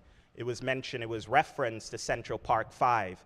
And the reason why we had the Central Park 5, and we do have other cases like the Central Park 5 across this country, is because it is legal for police to coerce or to lie to juveniles, to minors, to children in order to coerce a confession, in order to get a confession out of that minor. And the problem with that is that we will have young people who essentially will be caught up in the criminal legal system for a statement that they provided falsely. And I say falsely because there is data to essentially back up that when young people who aren't aware of their Miranda rights, when they are asked about a particular situation, when they are forced to confess, in most cases, they offer false confessions. And what that leads to, as I mentioned earlier, is another Central Park 5. What we want to ensure is that, and what we're talking about in this bill, is detaining young people. If we're detaining young people, we need to ensure that there are protections for those very same young people, and that whenever there is any interrogation, that law enforcement is aware that they cannot use deceptive tactics on children, on minors, and that any statement that a child provides to that law enforcement official cannot then be used against that child in a juvenile and criminal proceedings, as is the case right now. That's what this amendment is trying to essentially end or avoid. The practice of police lying to kids. And I come back to Central Park 5, not only because it was referenced, because it provides the best example as to why we should be accepting this amendment to HB 814. One of the Central Park 5 members, after leaving New York, moved to Maryland. He moved from a state where it is legal for police to lie to kids, that essentially led to 6 Black and Latino young people being arrested and incarcerated for something that they didn't do because they were coerced into providing a false confession. And so he left New York and he moved to Maryland. He moved to Prince George's County, to another state where it is legal for police to lie to minors or to children. There is ample evidence. Child psychologists have even shared information that kids not only are not aware of their Miranda rights, but oftentimes they provide information if they believe it is going to get them to go home. So you provide information to a law enforcement officer under the impression that, well, I'm going to go home, and then you don't. Because then now that information, that statement is being used against you in a juvenile or criminal proceedings. This amendment is necessary. If we're talking about juvenile justice, this has to be a part of the conversation. I know the committee's considering legislation similar to this, but we have no assurances that that legislation will make it to the floor. But what we do know is that HB 814 is on the floor, and we are certainly planning on moving on juvenile justice. So this has to be a part of the conversation. The previous debate, folks talked about protecting kids. I agree. For the past few weeks in this session, I've heard colleagues say that kids are precious, they're impressionable, deserving of protection. I agree. That's what this amendment does. It ensures that we're protecting young people from deceptions that they are susceptible to. What we're trying to prevent here is what we know has already happened in Maryland. Another case of Central Park 5 certainly has happened here. We're just unaware of it. And so this amendment will not just address that issue, but it's appropriate because we're talking about juvenile justice. We talked about a parent waiving the rights of their child. Yes, that played into Central Park 5, and so did this. It is a reasonable amendment. It is something that we should be considering, especially considering that we're talking about the detention of minors, detaining minors, interrogating minors. And we don't know what those minors are going to say when they are in police custody. No one in this house would be comfortable knowing that your child, your nephew, your niece, the neighborhood child who you knew, who you saw grow up right before your eyes, no one will be comfortable knowing if a child is in a room with a law enforcement officer where it is legal for them to lie. And whatever they say is then admissible. If we're talking about juvenile justice, if we're talking about accountability, we got to balance accountability with the rights of a child. And that is what this does. It balances that by ensuring that the practice of lying, the practice of using deceptive tactics on children, on minors, that we end that. That's simply what this amendment does. And if I were to have assurances that, we would be revisiting this issue, or we'd be looking at this issue rather this session, then there would be no cause for this amendment. But there are no assurances.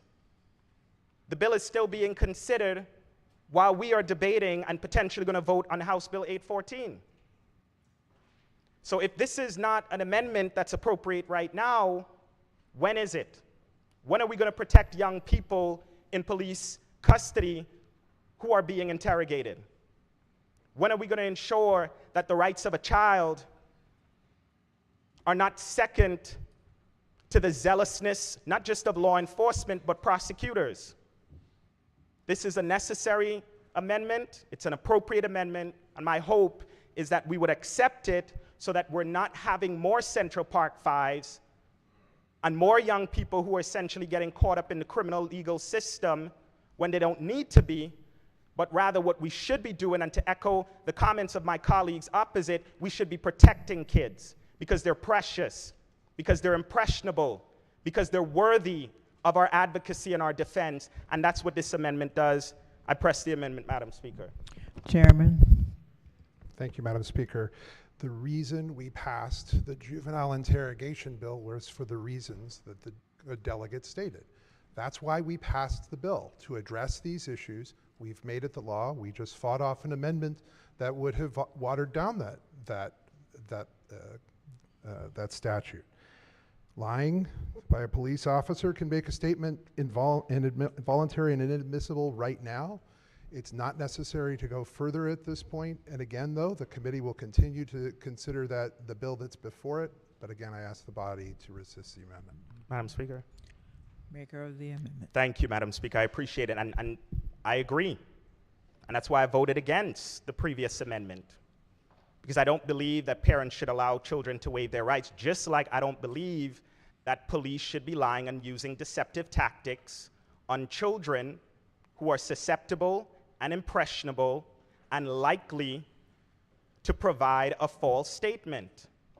A majority of convictions that are overturned, particularly for young people, are done so because it was found that it was false confession. That's what we're trying to address here. The Child Interrogation Protection Act, which I was also proud to vote for, does a number of things, but what it doesn't do is end the practice of police lying to kids. It does great things. It ensures that there are Miranda rights. It ensures that, you know, there's counsel, there's notification for parents. All those are good things, but it doesn't mean that that's all that we need to do in order to protect kids. We got to do more. And this amendment is a recognition that we have not done enough to protect children during police interrogations. That's my concern. And the folks who are going to be disproportionately impacted by this, let's be very clear, are Black and Latino kids. That's who we're talking about here. The Child Interrogation Protection Act has its limitations, as good of a bill as it is, right? It has its limitations. And this is one of those amendments that would ensure that we're strengthening the existing law and the work that we've already done to protect minors by ensuring that we're ending the practice again of police intentionally lying to kids, and kids being impressionable as they are, thinking they're going to go home, providing false confessions, and then getting caught up in the criminal legal system. There are examples of it. There's a prominent example of it that folks have referenced on this floor. So if we know it's a problem, if we know that there are prominent examples, then we should be doing something about it. And there are no assurances that we are going to revisit this issue or address this issue this session. So what we have is a promise that at some point, we will address this very concern that disproportionately impacts Black and Latino kids. That's not enough for me. And so, as I said, I think we need to ensure that we're protecting kids, and this amendment will do just that. And for everyone who agreed that kids are deserving of protection, because we've had several debates on issues related to children where folks will say, well, kids are impressionable. We got to protect them. They're innocent. Then that has to be reflected in the legislation and the laws that we pass, and it's reflected in this amendment. Again, Madam Speaker, I press the amendment, and thank you. On the amendment, all in favor signify by saying aye. Opposed? No. Amendment fails. Are there any additional amendments to the bill to its title? Here, gentleman from Baltimore City. Thank you, Madam Speaker. I have an amendment at the desk. Amendment number 533-628/1. Amendment number 1. Madam, move so much be considered the reading of the amendment. Excuse me? Can you read the number again, please? Yes, ma'am. 533-628-1. Amendment number 1. Madam Speaker, move so much be considered the reading of the Hold on, we're trying to find it. Gotcha. I'm anxious, Madam Speaker.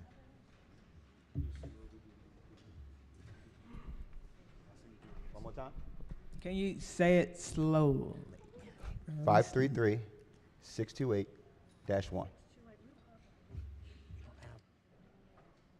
You have it? It's not up here. That's because you had to pile at your desk? Okay. First time, Madam Speaker. Thank you. Okay. Might as well hand you this one, too. I got it. Move so much, Speaker. Are you ready, Madam Speaker? Well, I don't have it yet. I got to wait somebody give it to me. Thank you. Go ahead. Move so much be considered the reading of the amendment, Madam Speaker. So ordered. Madam Speaker, the amendment before us simply adds the standard of the best interest of the child to the purpose of the subtitle. Move the amendment. Recognizing the chairman. Thank you, Madam Speaker. I'd ask the body to resist the amendment. The standard that we use in cases related to juvenile matters deals with, at first, the rehabilitation of the child. And so that, I believe, and I believe the committee believes, would be the appropriate standard to use. This amendment would apply a very different standard in a very specific kinds of cases. And one of the things it could potentially do is create a situation where if there were a 10 to 12-year-old who's charged with third-degree sex offense, which is an offense where there is sexual contact while a use of force is happening, that the court would have to look at the best interest of the child when determining what happens next, when what is absolutely appropriate is the rehabilitation of the child and not necessarily the best interest of the child in that situation. And for those reasons, I ask the body to resist the amendment. Maker of the amendment. May I ask a question of the chair? Chairman. My question is to your statement, how is the rehabilitation decision different or unique from a best interest of the child if the rehabilitation is in the best interest of the child? Rehabilitation would be in the best interest of the child, but you're using a term of art in the best interest of the child standard that's usually used in other parts of the code, generally in other parts of the code, usually with regard to family law. That's correct. Not necessarily saying that it's never used in the cases of juveniles, and generally speaking, we are looking to the best interest of the child, but there are situations where crimes have occurred where we're looking not just at the best interest of the child, but we're also looking at the rehabilitation of the child because the offense that they've been part of or are alleged to have been part of is so serious that they need that rehabilitation, and that can in many cases take precedence, particularly with the sex offense that you would associate this amendment with. So to that point, I still think that it would still be in the best interest of the child to rehabilitate. And so what the purpose of the amendment is to make very clear to the courts when addressing any proceeding for someone that's 10 to 12-year-old that they would take on that family law perspective. And I think that's an appropriate perspective for us to consider. When we're talking about somebody that's 10, 11, or 12 years old, we're talking about children. And I think many of us agree that someone that is that young, that is taking on those actions, that is in those situations that have them engaged with the criminal justice system for whatever reason, certainly there's a family situation that's not happening. There's a family challenge that they need some sort of a fix. And so incorporating this, if we're talking about making sure that we're taking care of our children, that we're rehabilitating them and moving them from wherever they are to where we know they can be to help them fulfill their most and highest potential, then we should always, in every circumstance, be thinking about the best interest of that child. And as a policy perspective, and as a policy statement, I'm asking this body to consider us putting that in the beginning of the subtitle, in the purpose section of the subtitle. Best interest of the child is actually mentioned 4 times in the bill. The first time with regard to the intake officer. The second time with regard to when the state's attorney has to make a decision. The third time, again, having to do with the intake officer. And the fourth time, when a court is doing a hearing to extend probation. So again, we are leveraging this in certain circumstances under this bill. But what I'm simply asking is that we make sure that that is the perspective that we take in every aspect of a bill for any child 10, 11, and 12 years old. I press the amendment, Madam Chair. Madam Speaker. On the amendment, all in favor signify by saying aye. Aye. Oppose? No. The amendment fails.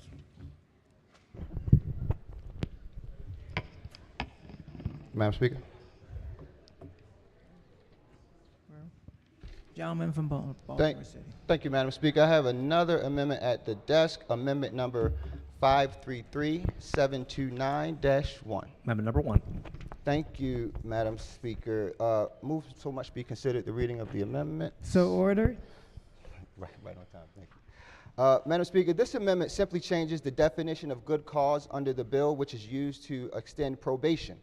Currently under the bill, it is 2 days of unexcused absences. This would change it to 5 days, or having a child having missed 26% of a program that they have been assigned. Move the amendment. Chairman. I'd ask the body to resist the amendment. The language that the delegate is referring to talks to the ability for a court to find good cause to extend juvenile probation. There was, as the bill was initially introduced, this standard would result in people having their probation violated if they missed two meetings or two of something that the court had ordered them to go to. We simply changed it to say that it gives the court good cause to further extend the probation if they haven't finished the probation. I believe the language is sufficient in the bill, and I'd ask the body to resist the amendment. Madam Speaker. Maker of the amendment. Thank you, Madam Speaker. Mr. Chair, is it correct that about 20 minutes ago you mentioned that diversion can be any number of different things done in any number of different ways? It is possible for different diversion programs to have different focuses and different goals, yes. So my concern with the current language listed is that you provide for 2 unexcused absences. Certainly an individual who may be on probation that has a 3-month probation and a specific timeline, maybe a once-a-week therapy, will have, say, 12 therapy sessions under that 3 months. But another individual who may have a year probation with a similar assignment would have and be subject to the exact same 2 unexcused absences.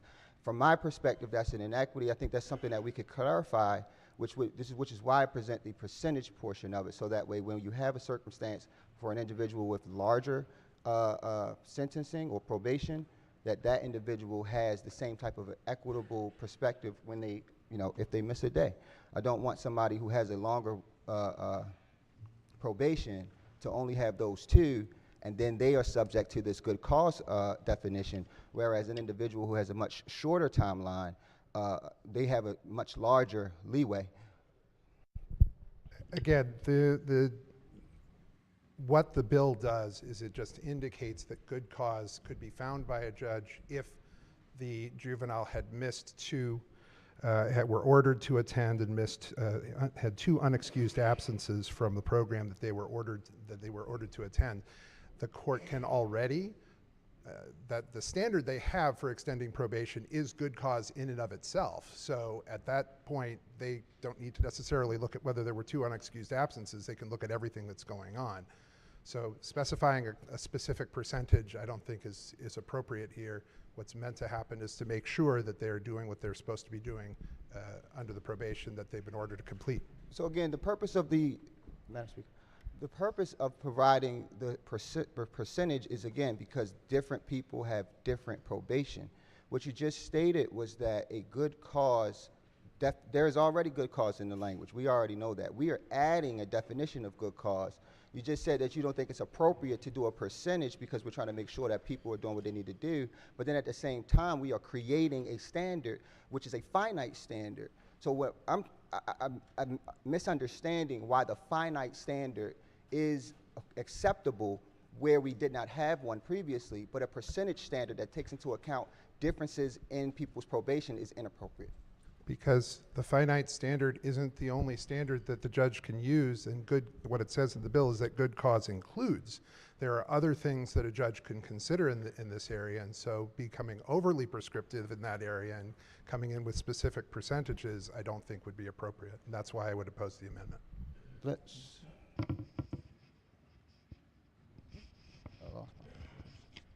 Just a moment, Madam Chair. Madam Speaker. This gentleman, are you? I was just trying to pull up my floor system so I can see the language that he just referenced, Madam Speaker. I can understand what you were saying. Yes, ma'am. I said I was just pulling up the language that he referenced, Madam Speaker, just to make sure that I understood.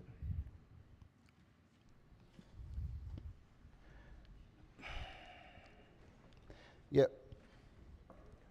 So my challenge is that you've now created a standard that did not exist before. It does say that good cause includes, but there is no other thing that is defined as being included. So we have a judge who has, right now, an undefined standard. We provide specific pieces to a new standard, and we don't provide anything else. So I'm unclear as to why this new standard is unique and necessary, and we haven't articulated what those other standards are. We just add that this is now inclusive.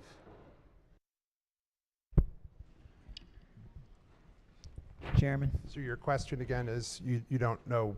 So again, good cause is used commonly throughout the law. It's used commonly, as you know, is used commonly throughout the law. And it's a standard that courts can use when they need to make decisions such as this. All we're saying is that that could be one reason that would constitute good cause. We're allowing magistrates, in many cases the juvenile magistrates across the state, to make those decisions every day. We'll continue to allow them to make those decisions every day as to determine whether probation should be extended or not.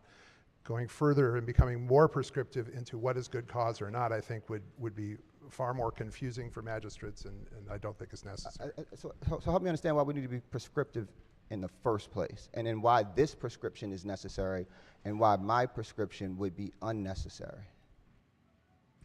I believe that the standard that we stated in the bill is broad enough to allow judges and magistrates to decide what is appropriate as to when a child's probation should be continued or not. I would challenge the statement of broadness when it's defined as 2 unexcused absences. But thank you, Mr. Chair, for taking the time. Madam Speaker, I press the amendment. On the amendment, all in favor signify by saying aye. Aye. Opposed?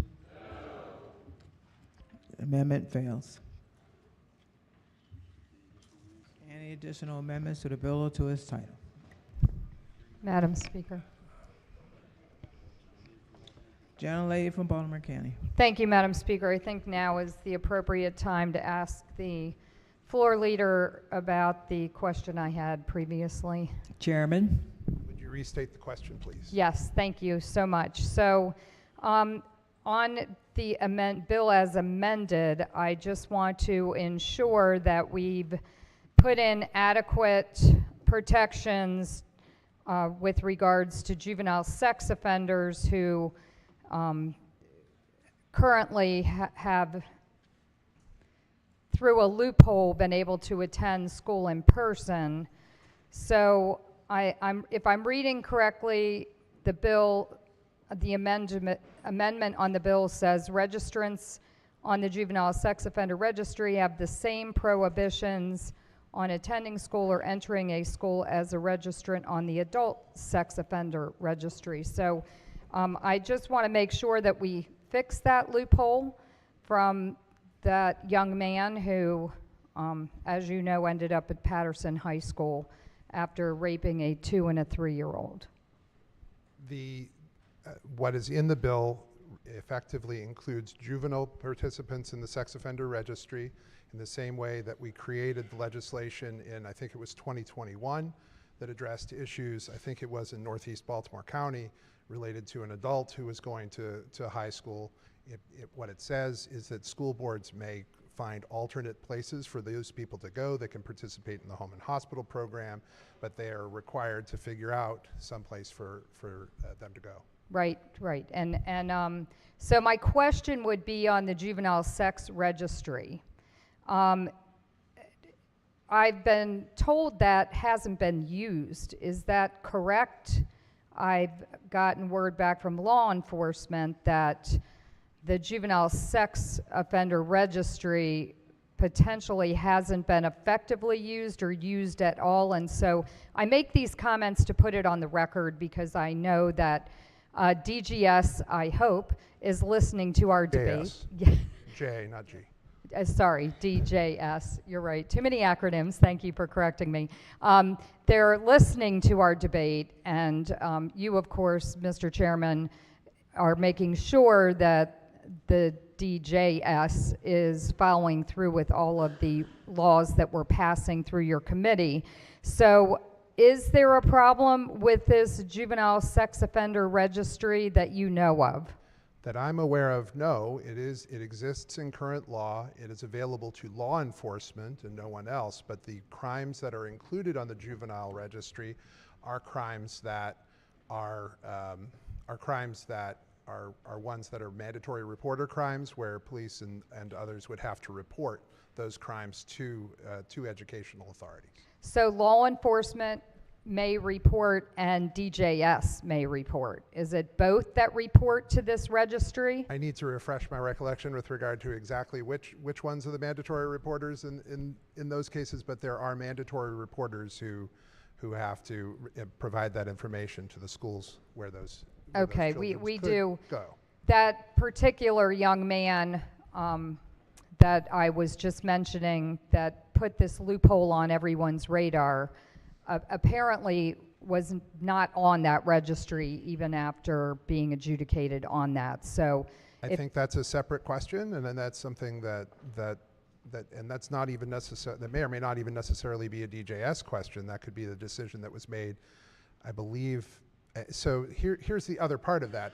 A lot of these issues and a lot of these questions with regard to that specific case are related to a case that in some ways we really cannot talk about, because there are privacy interests related to the child and there are privacy interests related to the case that exists. So what I would say is, generally, a decision as to whether or not to place the child on the juvenile registry would be generally speaking made by the magistrate. If it were a case where it was only being, or the child was only effectively, I think, under 14, that's where this happens. The court makes that decision. They decide whether or not they go on the registry or not. That is a separate issue, and we're just trying to address and make parallel the juveniles who end up on a registry and the adults who end up in a registry in this bill.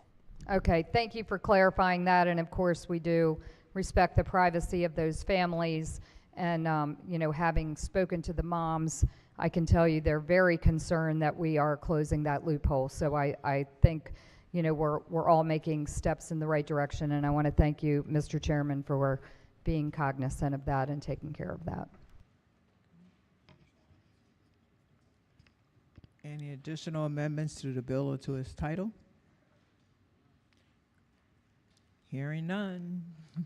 The bill is ordered printed for third reading. That ends the work at the desk. I know you're happy about that. Committee announcements, appropriations. Thank you, Madam Speaker. We will have bill hearings at 1 o'clock followed by budget hearings. Thank you. Judiciary. Thank you, Madam Speaker. Ladies and gentlemen of the House Judiciary Committee members, please listen. We'll meet for bill hearings starting at 1:30 this afternoon. Environment and Transportation. Thank you, Madam Speaker. The House Environment and Transportation Committee will meet at bill hearings at 1:15 in honor of the Vice Chair. Ways and Means. Thank you, Madam Speaker. The Ways and Means Committee will meet for bill hearings at 1:15. Thank you. Economic Matters. Thank you, Madam Speaker. The House Economic Matters Committee will start bill hearings at 1:20. 1:20. Don't be late. Health and Government Operations. Okay, the Health and Government Operations Committee will have bill hearings at 1:30. 1:30. Any subcommittee announcements? Real property. Thank you, Madam Speaker. The Housing and Real Property Subcommittee will have bill hearings at 4 o'clock or after bill hearings from the ENT. Thank you, Madam Speaker. Biz Reg. Thank you, Madam Speaker. The Business Regulations Subcommittee of the House Economic Matters Committee will meet tomorrow morning at 9 a.m. via Zoom. Tomorrow morning, 9 via Zoom. Thank you. Government Operations and Health Facilities. Thank you, Madam Speaker. The Government Operations and Health Facilities Subcommittee will meet immediately following the floor session. We have 9 bills. Please be on time. Thank you, Madam Speaker. Personnel. Thank you, Madam Speaker. Please pay attention to your emails. You'll be getting information later, but just wanted to notify everybody on the Personnel Subcommittee of Appropriations. We will be meeting tomorrow at 9 a.m. For one bill. Thank you. Environment. Thank you, Madam Speaker. The Environment Subcommittee will be meeting virtually after bill hearings today. Thank you. Criminal Law. Thank you, Madam Speaker. The Criminal Law Subcommittee will meet at 1 p.m. on Zoom today. Any others? Oh. Education. Thank you, Madam Speaker. The Education Subcommittee will meet at 12:45 today. Thank you. Okay. Any others? Okay. Any delegation announcements? None. Caucus announcement. Legislative Black Caucus, Maryland. Thank you, Madam Speaker. Members, the Legislative Black Caucus of Maryland will not meet tomorrow, but we do have picture day at 9:30 a.m. on the inside steps of the State House. 9:30 a.m. for our Black Caucus photo tomorrow. Thank you. Any other caucus? Women's Caucus. Thank you, Madam Speaker. This is a reminder that the Women's Caucus will meet tomorrow at 8 a.m. for breakfast with the governor. Any other caucus announcements? Not here. Any personal or guest announcements? Madam Speaker. Gentlelady from Hartford. Thank you, Madam Speaker. Body, we have a giant among us today. I know we all miss this man dearly and all of his beautiful, no, not you, sir. We miss this man dearly and all of his beautiful floor speeches, particularly about guns. But if you'll cast your eyes up into the gallery, my brother from another mother, please give him a hearty, hearty salam alaikum to former delegate Sid Saab.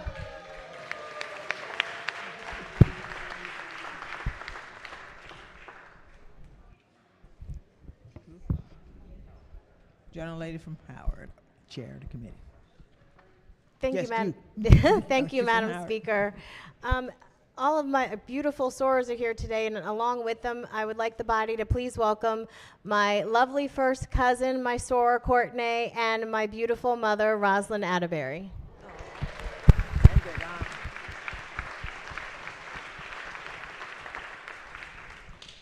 Madam Speaker. Okay. Gentlelady from Frederick. Thank you, Madam Speaker. Good afternoon, colleagues. I would like to welcome 135 FFA students. You will see them running around in their blue and gold jackets. They were here earlier in the gallery, along with 25 of their advisors that represent ag education programs and the FFA State Student Leadership. I want to just read quickly off the chapters that were here attending this event. It is Oakland, Northern Garrett, Clear Spring, Boonesboro Middle, Brunswick, Catoctin, Frederick CTC, Middletown, Tuscarora, Urbana, Walkersville, Howard County ARL, the Center for Applied Technology North, Southern, Calvert, Century, Francis Scott Key, South Carroll, Westminster, Carroll County, and Worcester Tech. I am a proud honorary FFA member, their constant champion, and I would like to just thank them for the life-changing experiences that they offer to students from across the state, including my daughter. So just please take a moment if you see them to say hi to them, to meet with them, talk to them about any concerns or issues they bring. Thank you. Okay. Mr. Chairman. Thank you, Madam Speaker. Colleagues, if you could briefly just help me welcome my intern of the day. She is a sophomore in high school. She goes to McDonough. She has a 4.55 GPA, targeting that 4.8. She's an aspiring electrical engineer, hoping to go to either MIT or Harvard. She enjoys volunteering with the environment and students with disabilities. In fact, she's an amazing artist. If you don't believe me, you can come by my offices and see some of her art. She's here today to observe democracy in action, which she has, and to now go testify in the Rough and Tumble Ways and Means Committee. And she carries the distinct burden of being my youngest daughter. Please help join me in welcoming my daughter, Sinclair Bear Wilson.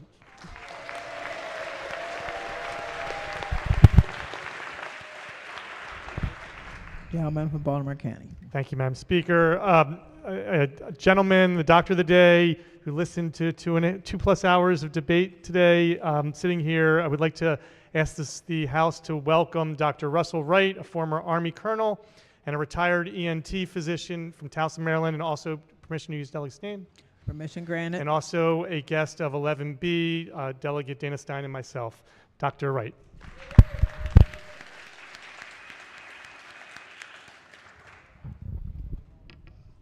Any other?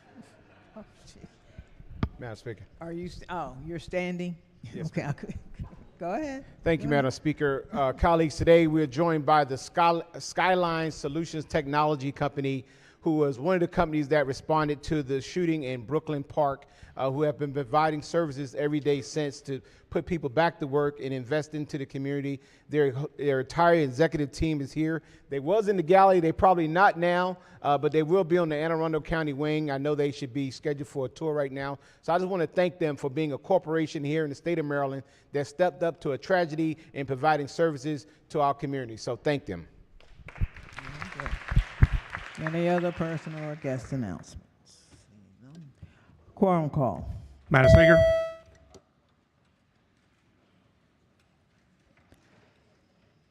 Has everyone recorded their presence?